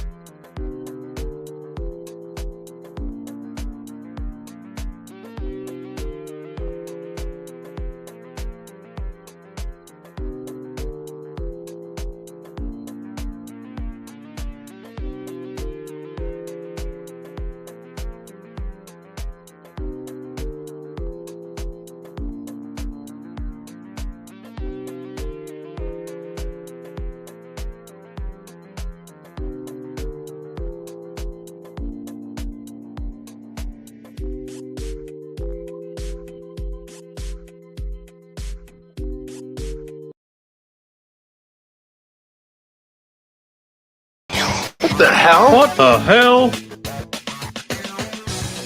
It's time for our semifinals of What is Wrong with You for the month of July. And the What is Wrong with You semifinals are brought to you by Top City Metal Supply. Top City Metal cuts the metal you need to your specifications, saving time, money, and material. Never settle when it comes to metal. Top City Metal Supply on South Topeka Boulevard, halfway between Frito-Lay and Forbes Field. Dan Lucero and Kyle Manthe across the glass. Kyle's going to vote on the What is Wrong with You semifinals. We got a couple of people wilding on TikTok in our first matchup in the semifinals. First, we'll meet the TikTok doc, Dr. Catherine Graw, formerly known as @Dr. Roxy on TikTok. She was stripped of her medical license by the Ohio Medical Board after she botched the surgeries of 3 patients, each of whom required medical care following their procedures. She frequently live streamed surgeries on her TikTok, amassing thousands of followers who tuned in to watch the procedures. A board member said Graw prioritized her social media presence over her patients. Some reported skin tears, infections, and other serious complications, so Graw can no longer practice medicine in the state of Ohio, despite saying she only filmed those videos, quote, to make people smile in a world that is negative and difficult to navigate. That's the TikTok doc. The TikTok judge is who the TikTok doc is facing. The TikTok judge, Bergen County Superior Court Judge Gary N. Wilcox in New Jersey. He broke ethics rules, according to the New Jersey court system, when he, in a suit and tie in his chambers with law books lining his shelves, stared into a camera and lip-synced the words, "All my life, I've been waiting for somebody to whoop my ass." Between April 21st and March of this year, Wilcox posted 40 public videos to TikTok under the alias Sal Tortorella. The complaint took issue with 11 videos it says were inappropriate, either because of their content with references to violence, sex, and misogyny, because of Wilcox's appearance wearing his judicial robes or partially dressed in bed, or because of his location in his chambers or in the courthouse. In one such video, he wears a t-shirt while in his chambers and lip syncs to sexually indecent lyrics from Rihanna. So, Kyle, TikTok doc, TikTok judge. Who is more flagrant? Who should advance?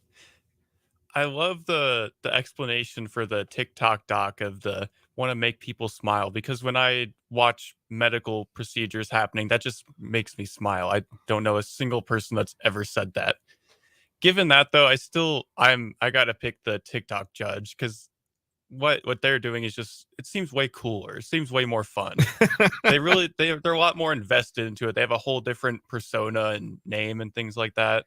See, he knew he was more out of line because he wouldn't put his own name on it. Yeah. He's out there, now I can't be the judge. I got to be Sal Tortorella and do do these videos. And he's just having fun with it. He's not trying to get a big audience or whatever. He's doing lip sync videos. Fun. Sir, you are in your 40s.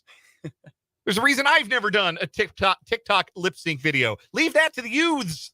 Leave that to the children.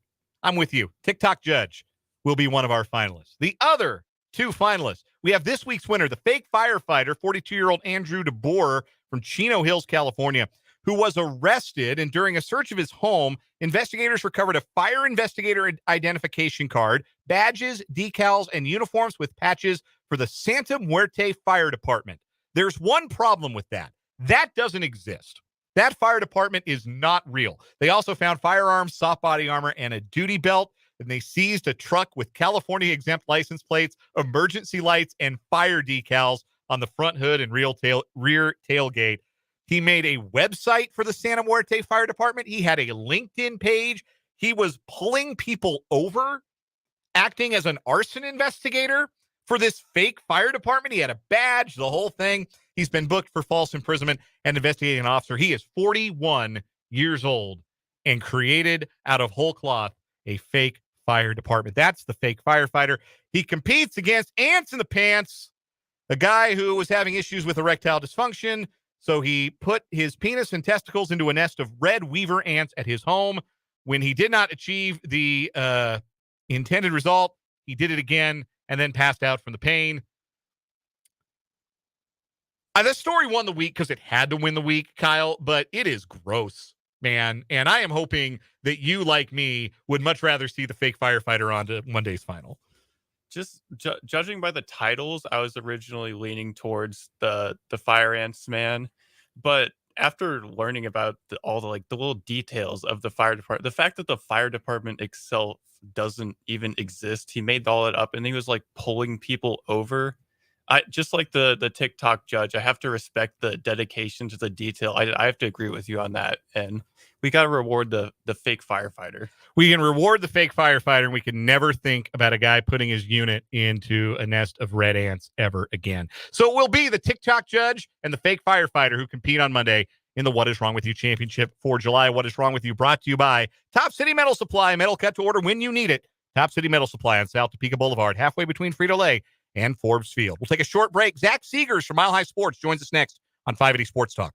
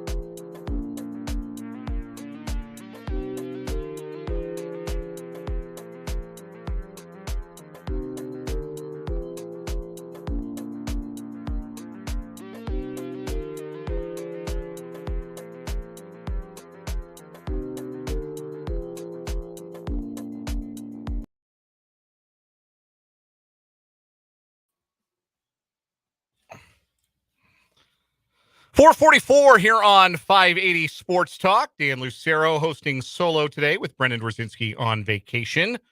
Kyle Manthe across the glass, our producer-engineer for today. The Colorado Buffaloes are coming back to the Big 12 Conference.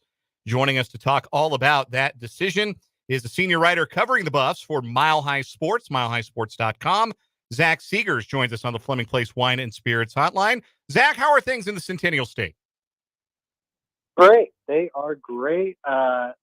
Everyone's very happy. I think there is a celebratory feel to get back in the Big 12, as opposed to maybe the Pac-12 not living up to everyone's expectations from a decade and a half ago. And then you've got Broncos training camp starting up today and fans in attendance and the whole Sean Payton era. So people are very excited. People are excited. And hold that thought on the excitement level. I want to ask you this first.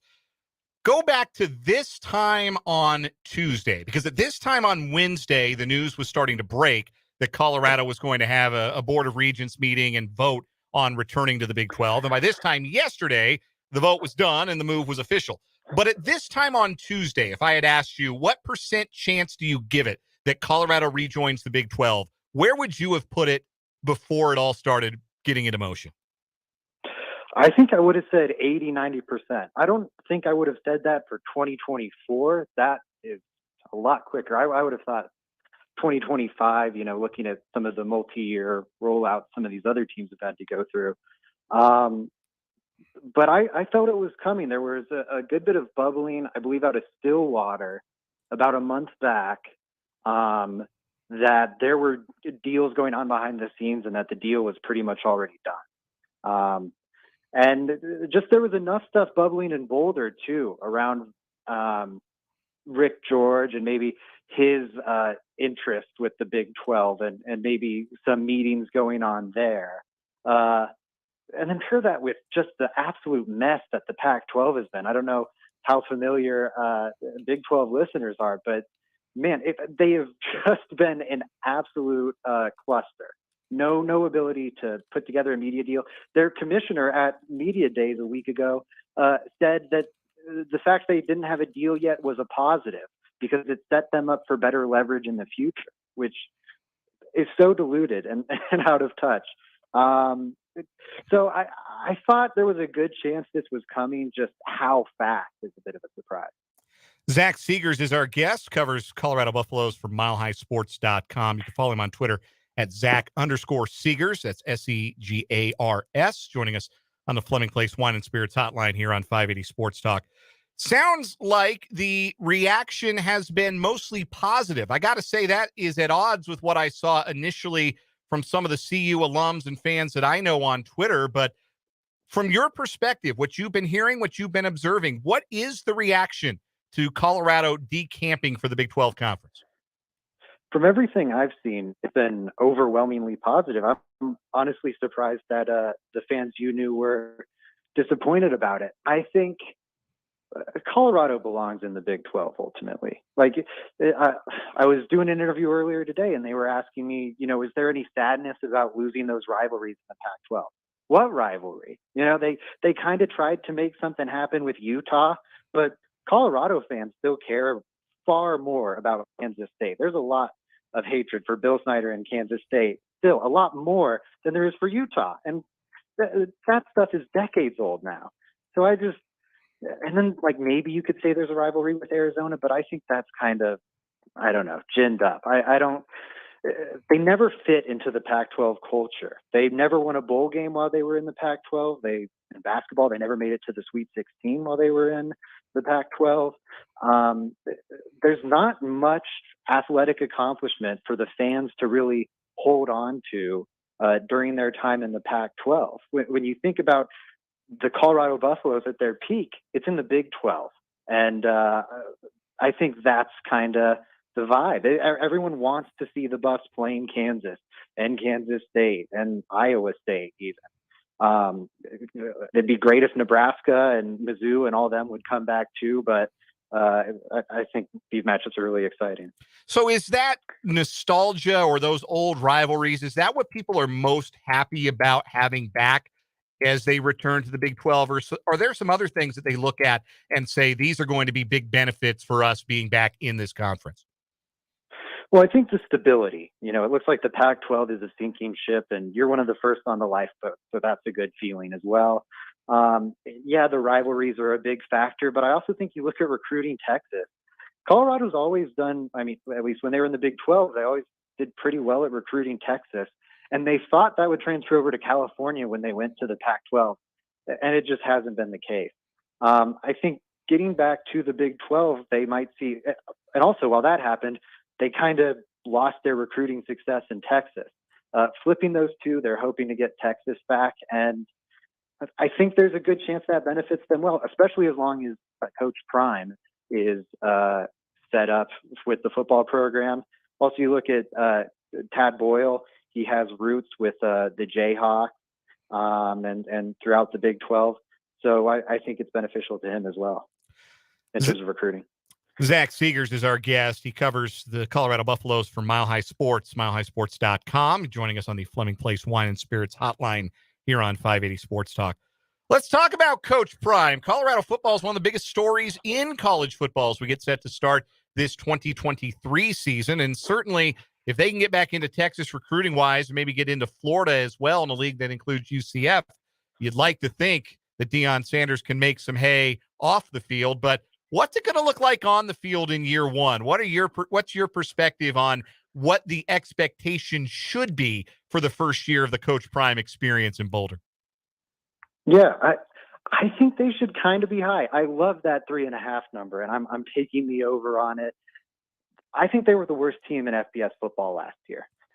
But this is a new team with a really good coaching staff. I think Coach prime for all the bluster, for all the attention. I think it's also easy to think of him as a player and a guy who's full of bravado and everything. And that hasn't gone away, but he's not a me guy on the coaching staff. He understands, like, I don't know how to coordinate an offense. And he doesn't necessarily know how to coordinate a defense either. So he got a longtime Nick Saban assistant who's bounced around as a defensive coordinator in the SEC in Charles Kelly to come help run the defense. And then he poached a person who was safe and secure as Kent State's head coach, Sean Lewis, to come over and be his offensive coordinator and quarterback coach and run that whole process. Shedeur Sanders looks like a real deal quarterback. I don't know if he'll ever get first round buzz, but he's going to be drafted in the pretty near future here. And the skill position talent is excellent. The secondary talent is excellent. I wonder a little bit about the trenches, and that's where games are won. So it could totally be that could be the wrench in this whole situation. But I do think there's a very chance they win 4 or 5 games with a brutal schedule. I don't think they play one group of 5 opponent in CSU. Otherwise, it's all Power 5. I think they're going to get a good number of wins against the Pac-12, and I like them over Nebraska even. If you want to get really crazy, and this might upset some Big 12 people, maybe an upset pick against TCU or at least CU to cover the spread. I think they might surprise people that first week. I think Vegas and just our world of college football analysis in general hasn't quite caught up to the transfer portal. LSU, USC, and TCU were all middling programs. They cleaned up in the transfer portal. TCU made the playoff. USC barely missed out, and LSU was a top 10 program for much of the year. But I think with the transfer portal, if you use it right, these turnarounds can happen a lot quicker where you can add 4 or 5 wins to a program in a single offseason. Couple more questions for Zach Segars of Mile High Sports joining us here on 580 Sports Talk. There might be some KU K-State fans in our audience today, Zach, that might be listening that maybe haven't had the occasion to come to Boulder for a road trip, whether that's a Saturday football game in the fall or maybe a basketball road trip. So you're an alum, fairly recent vintage. What's the move? What do you got to do to enjoy the Boulder experience? Tell our listeners, where do they got to go? What do they got to do to enjoy Boulder when they come out for a conference road trip? Absolutely. So the night before, I think it's Friday night, they do the Stampede down Pearl Street. Pearl Street as downtown Boulder as it gets. The players and fans and everything come swarming down Pearl Street. Pearl Street's also got a bunch of great restaurants, bars. That's the life. So you do that Friday night. Saturday morning, you wake up, you go to the Hill. That's the heart of campus. That's where all the college kids are. That's where all the college bars are. You go to the sink, you get a special shot. You deal with all the trash talk from the rowdy CU fans because you're going to be in a sea of black and gold. And I think then you slowly migrate towards the stadium and try and find tailgates along the way. Colorado, it might not be UT or Oklahoma State. I feel like you guys have some great tailgate situations in the Big 12. I know Texas and Oklahoma are leaving, but still, Morgantown, you've got some awesome tailgates in the Big 12. You might not have the fame and notoriety for that, but those kids get crazy, and you can definitely find some fun tailgates and some welcoming, hospitable CU fans on your walk to the stadium throughout campus and enjoy that walk. I mean, yes, it gets snowy in Colorado sometimes, but those September, October games, the weather's perfect, the leaves are changing, the campus is gorgeous, everyone's in a good mood. You'll enjoy it. Make a trip to Boulder if you can. All right, last one, Zach. You get to pick the 14th member of the Big 12 Conference. You, Zach Segars, gets to pick who joins you and comes into the league in 2024. Who are you bringing with you? I mean, let's bring Utah. Let's do it. I think it would be a blast to have that Utah BYU situation. I think it would be really fun to maybe continue to try and build that Utah CU rivalry. It would give CU a bit of a natural rival because even if they might hate Kansas State and Kansas more, those two programs are going to be more focused on each other. So I think Utah is the most logical fit, and they're just a good athletics program. Zona might be fun for basketball, adding like a true rival to Kansas in that regard. But I think they've already done that by adding Gonzaga on the basketball side. And I don't. I don't trust where Zona's football program is headed. I think they've been kind of a mess for the last half decade or so. Great stuff from Zach Segars. He covers the Colorado Buffaloes as a senior writer for Mile High Sports. Check out his work at milehighsports.com. Give him a follow on Twitter at Zach_Segars. That's Zach with an H and Segars. Zach, a pleasure. Thank you for joining us here on 580 Sports Talk, and we look maybe forward to seeing you in a press box in Manhattan or Lawrence sometime down the road.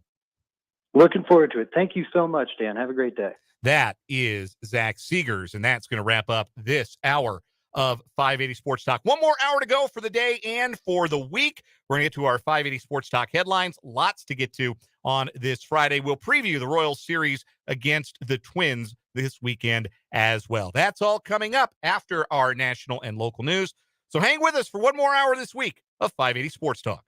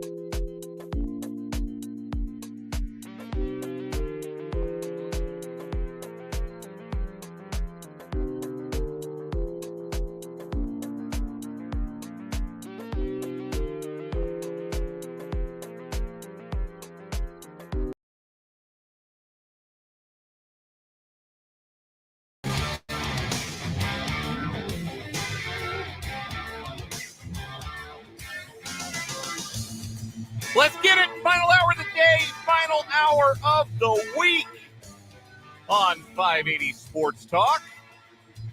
Dan Lucero hanging out with you solo dolo on this Friday.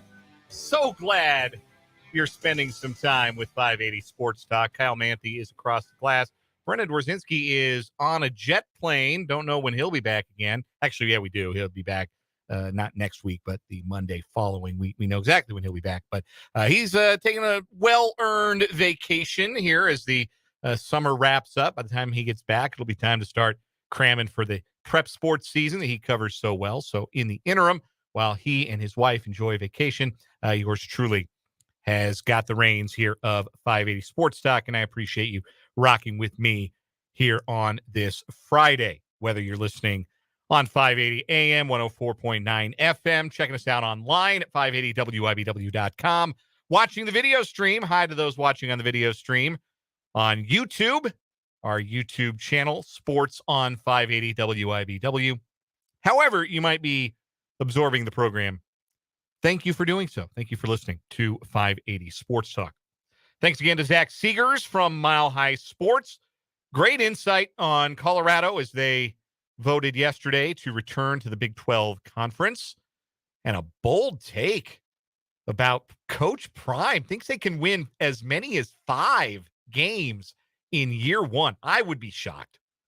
I think they're going to get turned into a grease spot by some of the really good teams on their schedule. And it's not because I don't think Shader Sanders is good or that they don't have some intriguing skill position talent, or they might even be really good, legitimately excellent in the secondary. They're not going to be good up front, and they're not going to be deep up front. And as they get further into the season and that depth kind of gets exposed on the offensive and the defensive lines, that's where they're going to suffer. That's where I think they're going to have some problems. But that's real live Colorado football optimism. And look, it's been a long time since you've heard anybody able to deliver Colorado football optimism with a straight face. And I'll tell you this right now, if they win 5 this year, if they exceed their Vegas win total of 3.5, their over-under win total, if they just do that on their way into the Big 12, boy, get ready for that hype train to pick up some steam as the Buffaloes return to the Big 12, for better or for worse. So our thanks again to Zach Segars. If you missed that conversation, want to hear it, it's up at the podcast page, 580WIBW.com. The podcast tab at the top of the page. Click 580 Sports Talk and listen to hour-by-hour breakdowns today and every day here on 580 Sports Talk. Coming up a little bit later in this 5 o'clock hour, we will talk a little baseball. The Royals open a 3-game home series with the Minnesota Twins tonight. When you're as bad as the Royals have been, pretty much everybody you play has your number, but nobody has had the Royals' number to the extent that the Minnesota Twins have so far this year. We'll get into some of those gory details. Also tell you about the injury news from earlier today for the Royals. None of it particularly promising, unfortunately. And we have not gotten to it all week, but we have to talk about mega weirdo PJ Fleck and the cult of personality he appears to be running at the University of Minnesota with his football program. There are some serious allegations in the front office sports report about Fleck's program that I don't want to poke fun at or make light of. But the relentless sloganeering and creating of acronyms it has to stop. That's really what I'm going to be talking about. When we talk about PJ Fleck, that's what we're talking about. No more acronyms. No more slogans. Just coach ball, man. That's really what I will be begging PJ Fleck to do by the end of that segment. Stop making every word in the English language an acronym and just coach some ball. Be a normal person. We'll take your comments on the YouTube stream. We will take your texts on the text line, 785-272-9429 throughout this final hour of the program as well. And we'll have a little overtime, too. Kent Swanson from KCSN joined Fulton Caster on Mic'd Up earlier today, and we're going to run that conversation back for you with a little overtime in the 6 o'clock hour before we hand it off to Royals baseball at 6:30 prior to their first pitch at the K tonight at 7:10 against Minnesota. But first, we will start this hour as we start every 5 o'clock hour with the 580 Sports Talk headlines. And we will start with the latest in reporting from Arizona and the Big 12 Conference as conference realignment turns. Jason Scheer of Wildcat Authority, which is the Arizona 24/7 sports website, has been one of the rare voices of sanity on the Pac-12 side of the discussion surrounding conference realignment this summer in particular, where the John Canzanos and John Wilner and Tony Altomores of the world were really pumping out the Pac-12 party line. Jason Scheer, from his perspective covering the Arizona Wildcats, has been pretty consistently correct, as it turns out, when it comes to his reporting that, yeah, the natives are restless in the Pac-12. Yeah, Colorado will leave if they get the chance. Yeah, Arizona might leave too. And as you might expect, he did a victory lap on social media on Wednesday when the news began to break that Colorado was going to leave the league. But there's been lots of reporting since that Arizona is next.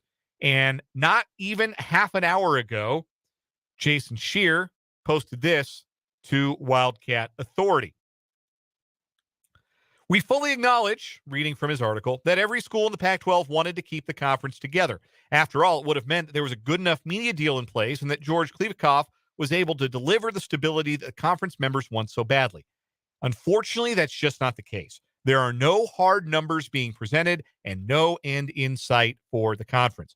Klivikoff held a meeting with Pac-12 presidents and athletic directors on Thursday, and sources indicate to Wildcat Authority that it could not have gone worse.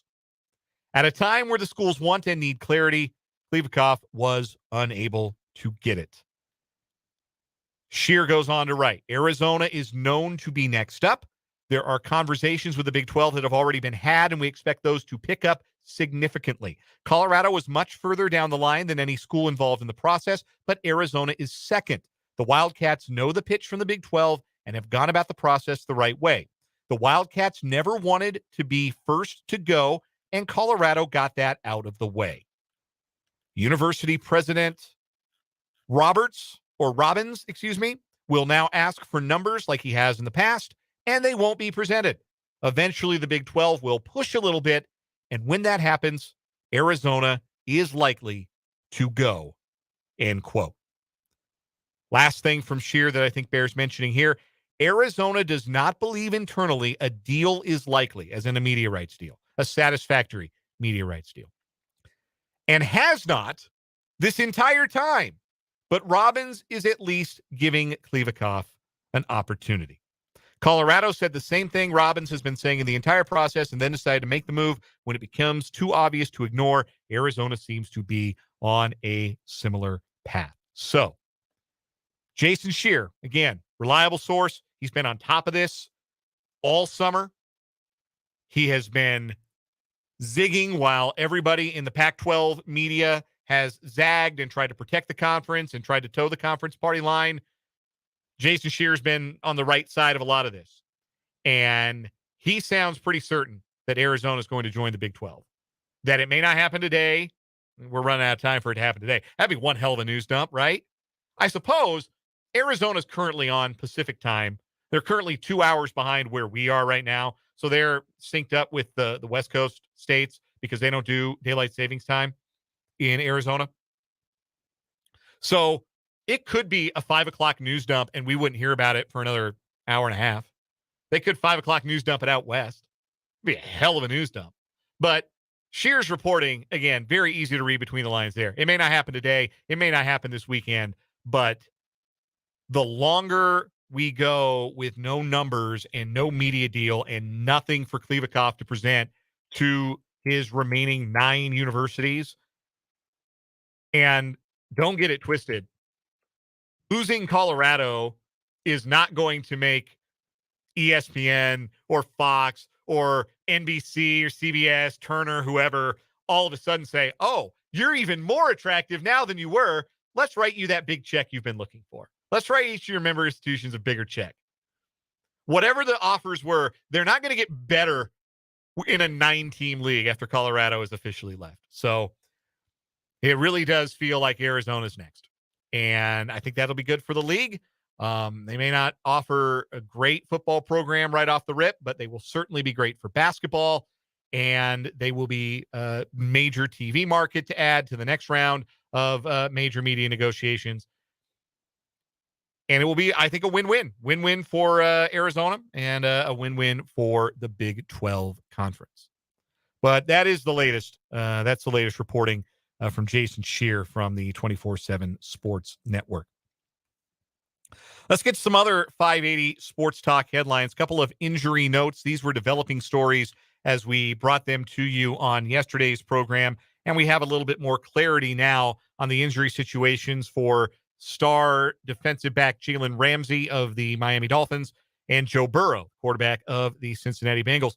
We'll start with Ramsey. He is going to have surgery to repair his meniscus, and the Dolphins are prepared for that to keep him out months, plural. I think they may not have him back until the second half of the season, if not even later than that. That is a big loss for a Dolphins team with some high expectations coming off of a playoff appearance last year. Now, according to the ESPN.com story about Ramsey's injury, a gentleman named Kader Kuhu is allegedly next up to start opposite Xavier Howard at cornerback, but I don't believe that. That's not the name of a real person. There's nobody out there named Kader Kuhu. I refuse to believe it. It says that he played for the Dolphins last year. I think I would remember that. I think I would remember that name. I don't believe it. I simply will not. There's also a second-round pick, Cam Smith, a rookie out of South Carolina, that could be in line for increased playing time, but that is a big loss for the Dolphins. Jalen Ramsey expected to miss a significant portion of the coming 2023 campaign. As it pertains to Joe Burrow, everybody saw the video on social media of him coming up lame, clutching his right calf, and being carted off the practice field at Bengals camp yesterday. Zach Taylor, the head coach of the Bengals, says today that Burrow will be sidelined several weeks after suffering a right calf strain. Now, several weeks, that could be 3 to 4 weeks. That could be 6 to 8 weeks.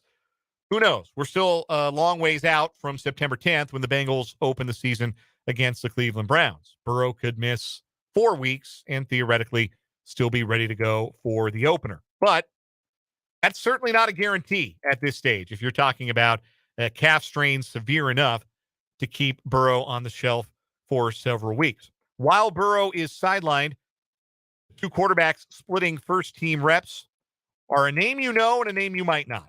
The name you might not know is Jake Browning, former Washington Husky quarterback who has yet to play a down in the NFL. The name you do know, former Bronco quarterback Trevor Siemian. Yeah, that's where Trevor Siemian is these days. He's a Bengal. I got to confess to you, I did not know that. He has been a bit of a vagabond since departing the Broncos after the 2017 season. Popped up in one game with the Jets in 2019, played 6 games with the Saints in 2021, and played in 2 games with the Bears last year. So this will be his 5th different team in his NFL career if he sees snaps for the Bengals this season. Whoever gets that job, they still get to throw to Jamar Chase and T. Higgins and Tyler Boyd. So they're still going to have a functional passing game, but obviously a Burrow injury, not the note that the Bengals wanted to start their 2023 campaign with. So several weeks is the expected absence for Joe Burrow of the Bengals. Continuing on with our 580 Sports Talk headlines, we got some hot stove bubbling. A couple of trades were announced earlier today as the Chicago White Sox have gotten busy disassembling their roster, which is 41-63 and buried in 4th place in the American League Central. The White Sox today announced 2 separate trades, or it's been reported they will make 2 separate trades, sending out 3 different pitchers, a starter and 2 relievers. First, it was reported that veteran right-hander Lance Lynn and reliever Joe Kelly are headed to the Los Angeles Dodgers in exchange for a pair of prospects and outfielder Trace Thompson, who you may recall was a pretty big factor in the Dodger outfield due to injuries last year, but hasn't had the same kind of impact for LA this season. He'll head to the White Sox along with a pair of prospects. In return, Lance Lynn goes to the Dodgers. Lynn has been pretty dreadful this year, a 647 earned run average in 119 and two-thirds innings. A big part of that is because he's given up 28 home runs in that time frame. 2 homers per 9 innings. That ain't what you want. But Lynn has persisted in being one of the more prolific strikeout pitchers in the American League. He's fanned 144 batters in that 119 and two-third inning span, good for 10.8 strikeouts per 9. And the Dodgers, well, they have a way of fixing pitchers and getting the best out of guys on the mound. So if anybody can get anything out of the 36-year-old Lance Lynn, it's probably the Dodgers. Joe Kelly has previously been a Dodger, so he's going back to Tinseltown. Kelly this year, 31 appearances, 29 innings out of the White Sox bullpen, 1-5 with a 4.97 ERA and 1 save, striking out nearly 13 batters per 9 out of the bullpen. White Sox also trade another piece of their bullpen, their saves leader, in fact. Kendall Graveman is on his way to the Houston Astros in exchange for catcher Corey Lee. Graveman, 32 years old, made 45 appearances, 44 innings, struck out 42, walked 20 in that time frame, a 3-4 record, a 3.48 ERA, and 8 saves, which leads the White Sox. Graveman's had a pretty strong 3-year run, and this will not be his first time in an Astros uniform, as he was acquired by the Astros at the trade deadline from Seattle back in 2021 and made 23 appearances for the American League champions that year. So those trades were announced today.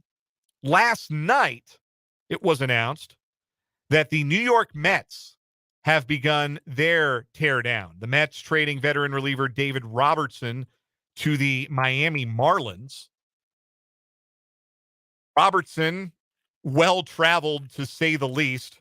The 38-year-old has saved 14 games for the Mets this year, posted a 205 earned run average in 44 innings with 48 strikeouts to just 13 walks. He's pitched like one of the best relievers in baseball, even at his advanced 38 years of age. He goes to the Marlins. They'll be his 7th different MLB team. And so it is that the team that went into this season with the highest payroll, single season payroll in the history of Major League Baseball, begins their fire sale at the deadline by making a trade with the Miami Marlins, who try and pay their players, all of them, like $15 an hour plus tips. The Mets are tearing it down to sell to the Marlins. And on the one hand, if you were inclined to revel in the misery of the Mets or any New York team or any major market team in Major League Baseball, this is extremely funny. That the Mets, about whom a book was once written back in, I think it was 1993. I think it was about the 1993 Mets. A book was written called The Worst Team Money Can Buy. So, unfortunately, if you were thinking about writing a book about this year's Mets, that title's already taken. But these Mets, 48-54, 4th place in the NL East, 17 games behind Atlanta, and 7 games out of a playoff spot in the National League. They are starting their sell-off, and they start by giving a relief pitcher to Miami, whose payroll is like a fraction of what the Mets payroll is. And again, if you are inclined to think that is funny, it's extremely funny. But there is a flip side to this, and I'm already not looking forward to the flip side to this, because the narrative is going to be, hey, look at the Mets. Look at all that money they spent on players, and look at all the good it did them. No good. It didn't do them a lick of good. It just goes to show you spending a bunch of money on free agents is not necessarily the way you win. Now, I'm not saying that, at least not seriously. I don't believe that at all. Good players make more money. That's how this tends to work. It's not the fault of the money. It's not the fault of the dollars spent. It's the fault of guys on the Mets who've regressed from last season. It's the fault of Jeff McNeil, the former batting champ, hitting 249. It's the fault of Brett Beatty not being ready for prime time. It's the fault of Pete Alonso having been hurt. It's the fault of Dan Vogelbach striking out 50 times in 219 plate appearances. It's the fault of Justin Verlander and Max Scherzer starting to show their age a little bit. even though neither have been real bad. Certainly neither of them have pitched to the ace level that you would expect when you give them all the money that the Mets gave them this offseason. That's what's happened here. The spending of the money isn't the wrong thing. It's the performance on the field that has gone wrong for the Mets. Perhaps they should have spent more money on the bullpen. They got a bunch of guys who pitched innings for them. I got to be honest, I'm a pretty big baseball fan that I'm not super familiar with. Like, I don't know Jeff Brigham from Adam, but he's got a 5.16 earned run average. I know that ain't good. And he's pitched a lot out of the bullpen for the Mets. That's not what you want. But I'm not going to say that, hey, look at that. The Mets are proof that spending money is not a good strategy. I'm not going to say that because I'm not a moron. But you know who thinks you're a moron? You know who thinks you are inclined to swallow that line of thinking? Small market owners. They will be happy to use this year's Mets and this year's Padres if the Padres start selling guys off, which don't put that past them. They will use this year's Mets as a cautionary tale and proof in the pudding that their way of going about things is a small market franchise, their way of doing business, their draft and develop philosophies, and their desire to steer clear of the big dollar contracts for free agents or even for their own players that they've drafted and developed into stars. No, those owners will try and convince you that the Mets and the Padres are examples of why it's not smart to spend money on payroll. And they will use the Mets and the Padres as excuses not to improve their teams in off seasons to come. I can't wait. I'm going to be so mad when Colorado Rockies owner Dick Monfort uses this as an excuse this offseason. When he says, after the Rockies lose 100 games for the first time in franchise history, which is definitely going to happen. Well, you know, we don't want to go out and think we're going to spend a bunch of money. We're not going to spend our way out of this problem. Look at the Mets. Spending money is no guarantee of success. Yeah, well, not spending money for those small market teams that don't spend money, like the A's and the Rockies and the Royals. Yeah, look where not spending money has gotten those teams. They're the 3 worst teams in baseball. So I'm not looking forward to that discourse. But just know that if you root for a small market team and your owner says that, they don't believe it. They just think you're dumb enough to believe it. I hope we don't hear that from John Sherman. I fervently hope we don't hear that from John Sherman. But I don't have very high expectations of John Sherman at the moment. I really don't. But I hope that's not an excuse that we hear from John Sherman this offseason if the Royals are once again silent on the free agent market. Well, look at the Mets. Yeah, look at the Mets. Look at the Mets. Laugh at the Mets if you're inclined to laugh at the Mets. But I dread that their failures being used as cover for other teams who are not as financially blessed as the Mets to not mix it up in the free agent market, in the free agent space. One last 580 Sports Talk headline to get to on today's program. There was one remaining first-round draft pick in the NFL who had yet to sign their rookie contract.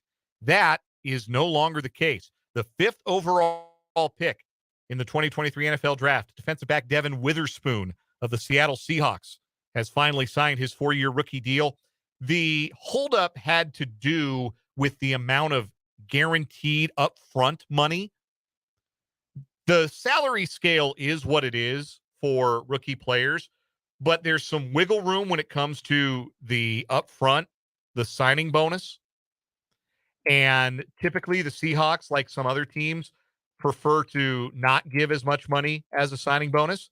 And Devin Witherspoon wanted a little more money up front. So that was the dispute, and that dispute has been resolved. It is a 4-year, $31.86 million contract for Witherspoon with $20.17 million up front as a signing bonus. So Witherspoon joins the Seahawks, where I would expect he is a key player on that defense here in 2023. It's just me hosting today. I'm going to talk about my favorite football team here for just a second. I think the Seahawks are going to be good. And I would love to be able to sit here and tell you that I think they're going to be great. But I have one significant concern that I think might keep the Seahawks from being great. And that is, I don't know if they're going to get to the quarterback often enough. I don't know that they have quite enough pass rush. I like Uchenna Nwosu a lot. He's their best guy. Darrell Taylor has shown some flashes. I think Draymond Jones was a really good free agent addition, but they are really like paper thin on the defensive line. And they got a bunch of unproven guys, young guys. Boye Mafe was a draft pick last year, didn't show much. Derrick Hall's a rookie, second-round pick out of Auburn. Those guys have to be good. And if they aren't, if they don't get after the quarterback, then that really limits the Seahawks' ceiling as an NFC contender, which would be too bad because offensively, they're going to whip ass, man. They're going to be so much fun. Name a more fun trio of wide receivers in the league than Tyler Lockett, DK Metcalf, and Jackson Smith and Jigba on paper? I don't think one exists.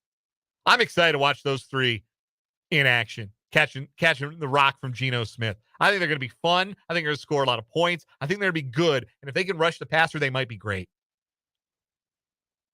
I will, of course, because I am a fan. This is what fans do. You know this as well as me, being fans yourself. It is much easier for you as Chiefs fans to do this these days, particularly coming off of a championship. But if you are any kind of fan, if you are the kind of fan that I am of your favorite team, you will, by either the start of preseason or by the start of the season, by week 1, have talked yourself into your team winning the Super Bowl. I do it every year. I've done it with way worse Seahawks rosters than this. I did it in the Jim Mora Jr. era, as brief as that was. I was able to convince myself that Seahawk team would win the Super Bowl. I've only ever been right once, but that doesn't stop me from trying. And I know if you're a fan, you feel like I feel. But again, Chiefs fans, it's way easier for you to do right now than it is for me. We're going to take a break as we wrap up our 580 Sports Talk headlines. When we come back, Little Royals baseball. They're back at it at the K tonight. We'll let you know what to expect this weekend from the boys in blue. Spoiler alert, don't expect a whole lot good if the first 10 games of this year against the Twins are any indication. Back after this on 580 Sports Talk.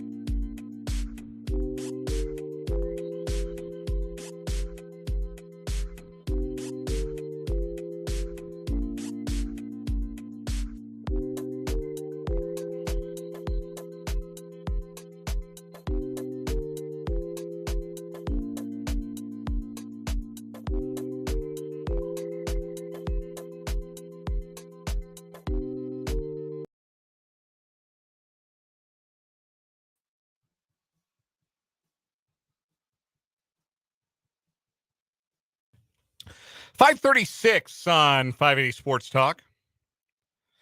I'm Dan, flying solo. Kyle's across the glass. Brendan's on vacation. He'll be back not next week, but the week after. Royals baseball coming up tonight, 6:30 pregame, so we'll have a little overtime between 6 and 6:30 on 580 Sports Talk. Kent Swanson of KCSN talking Chiefs with Fulton Castor on Mic'd Up earlier today. We'll run that back for you.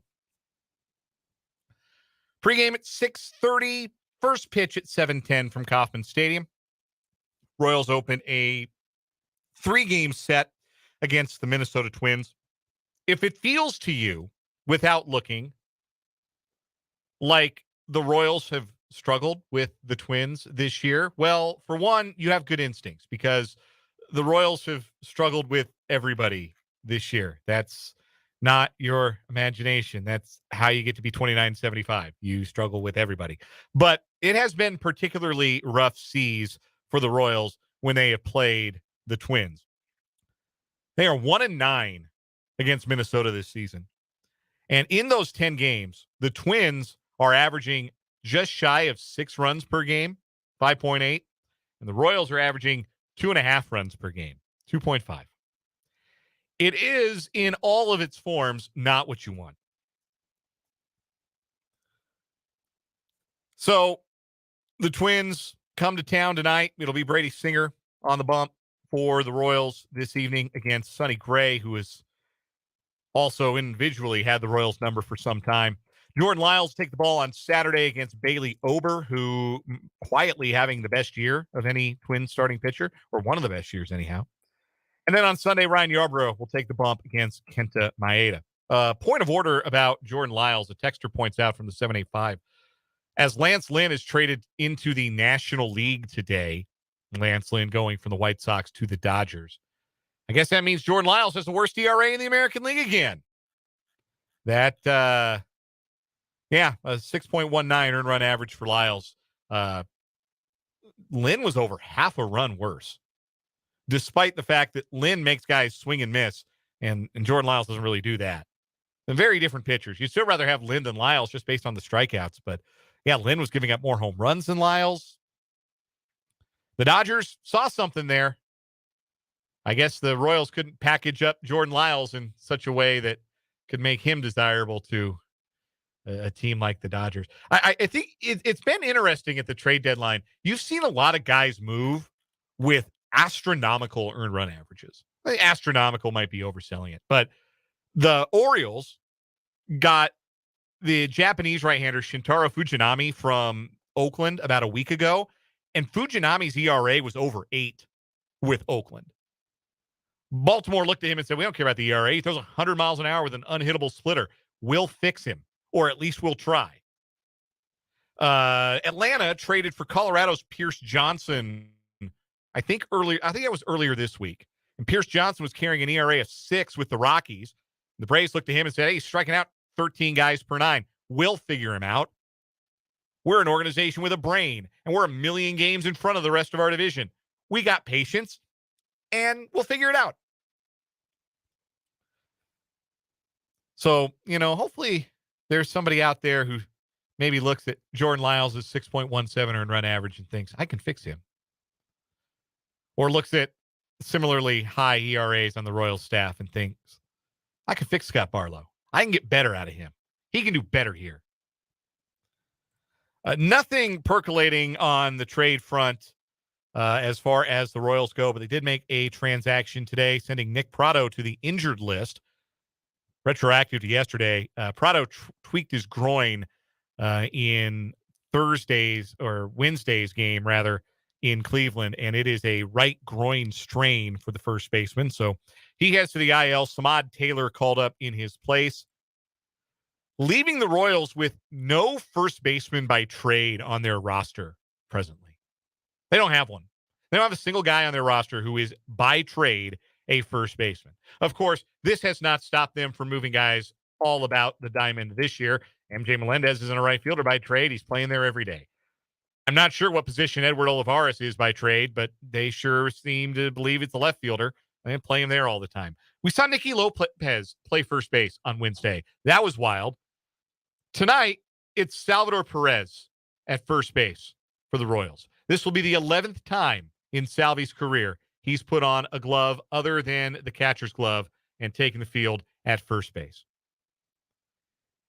And it's hard to argue it's not the right move on account of it keeps Perez in the lineup and it keeps Freddie Fermin in the lineup, and he's been as good as any Royals hitter of late. So, yeah, play him in at first base. Sure, cool, whatever. Makes as much sense as anything else. So that will give the Royals in their lineup tonight a catcher in right field and a catcher at first base and a catcher at catcher too. Don't get me wrong. They got one catcher in the right spot. Freddie Fermin doing the catching tonight.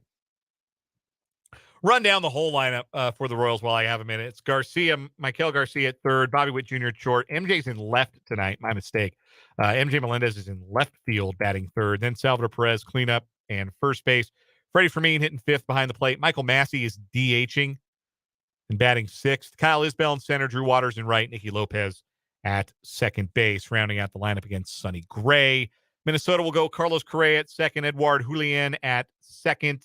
I said Correa at second. Correa at short. Alex Kirilloff at first. Max Kepler, Royal Killer in right.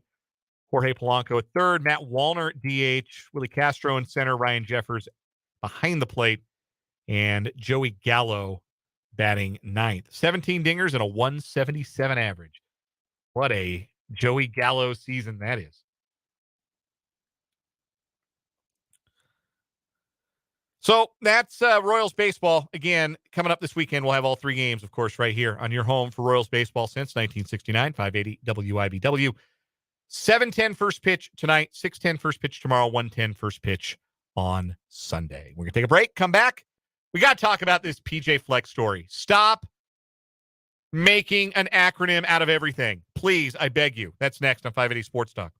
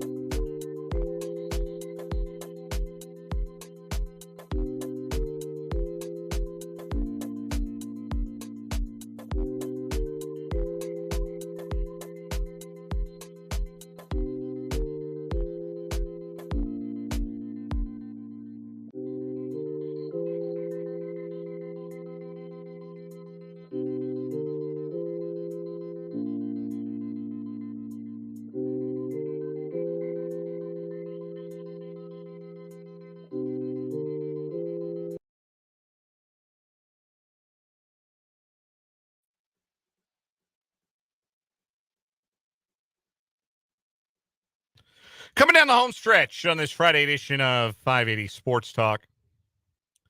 Royals baseball coming up, bottom of the 6 o'clock hour pregame coverage. We'll have some overtime in the 6 o'clock hour. Run back Kent Swanson's conversation with our guy Fulton Castro on Mic'd Up earlier today. Lots of great Chiefs talk with Kent from KCSN.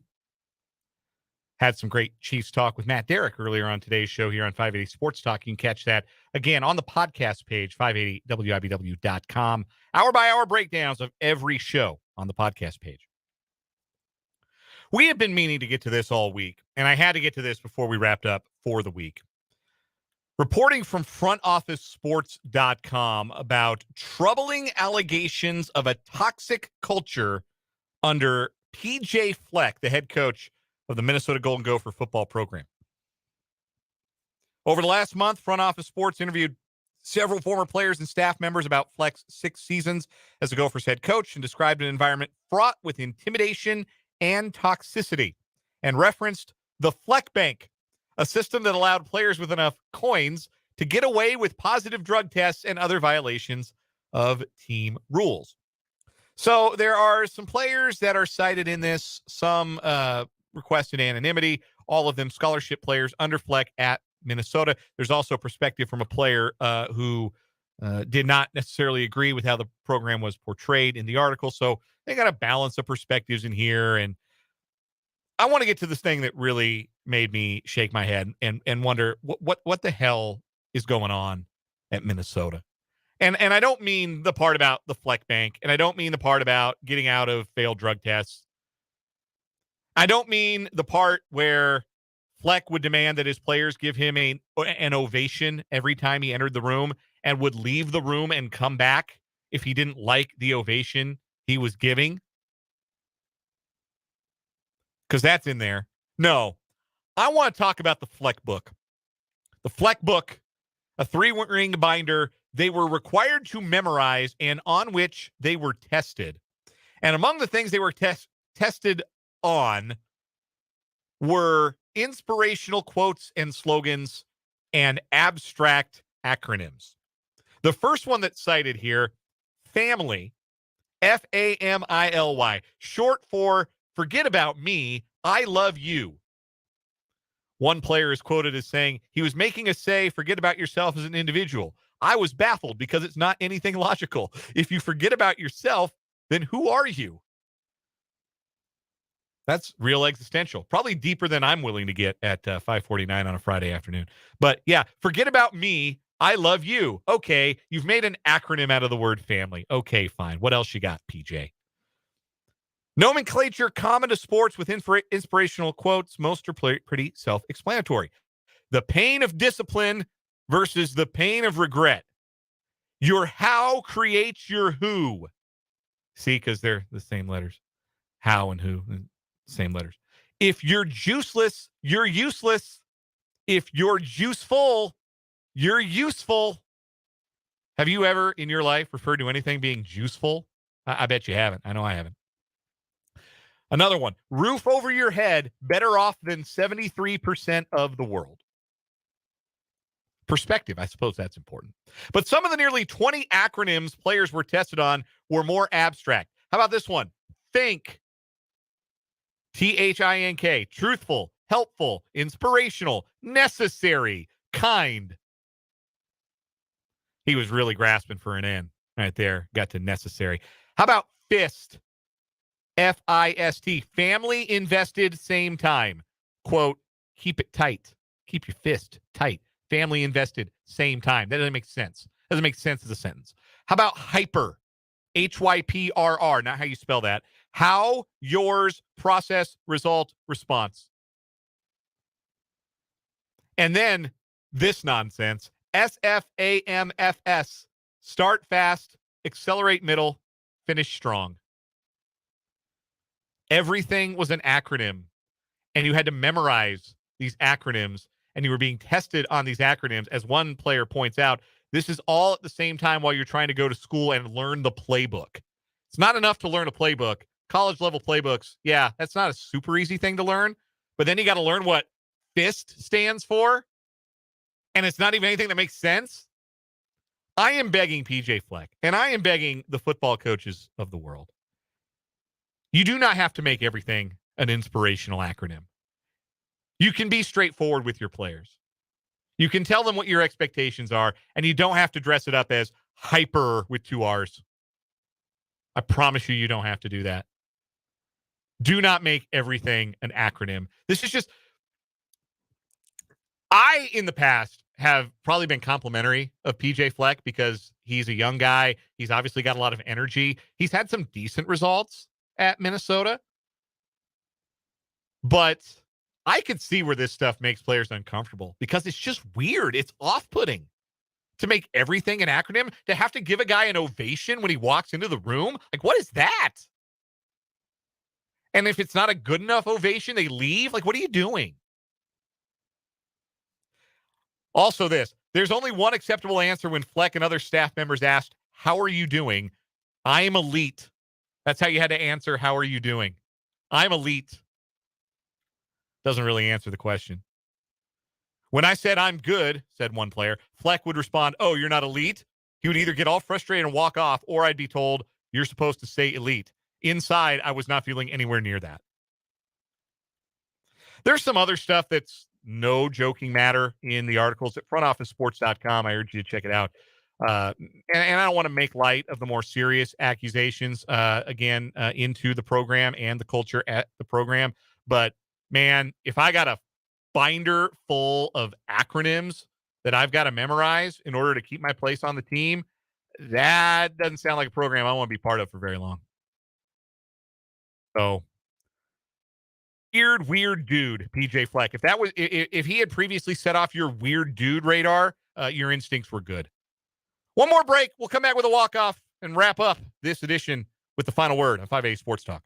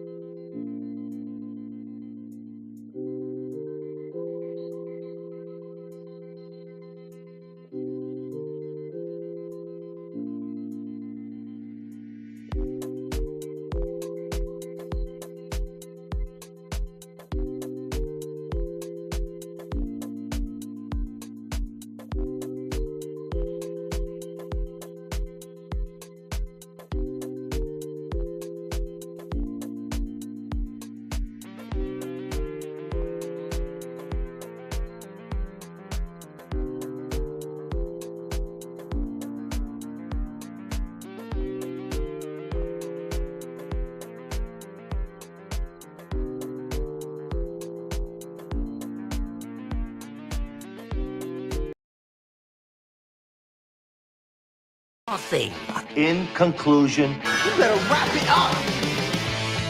Wrapping up this edition of 580 Sports Talk on this Friday with a real quick thought. I don't know what is more likely to happen first.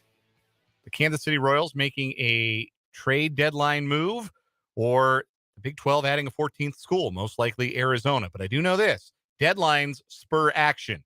We haven't seen deadline spur action for the Royals just yet. Deadline certainly spurred action for Colorado, and they're in the Big 12. Wonder if there's a deadline for Arizona. Wonder if the Big 12 feels like they even need to set one with how poorly things seem to be going in what is now the Pac-9. Either way, I expect a Royals trade this weekend. I don't know if I expect the Arizona Wildcats to be a Big 12 member by the end of the weekend, but I think that's coming too. That's going to do it for 580 Sports Talk. My thanks to all of you for hanging out with me this afternoon. My thanks to Kyle Manthe across the glass, doing a great job as our producer engineer. We got a little bit of overtime coming up next, so stay tuned to that before Royals baseball. I am Dan Lucero. This is 580 Sports Talk on 580 WIBW.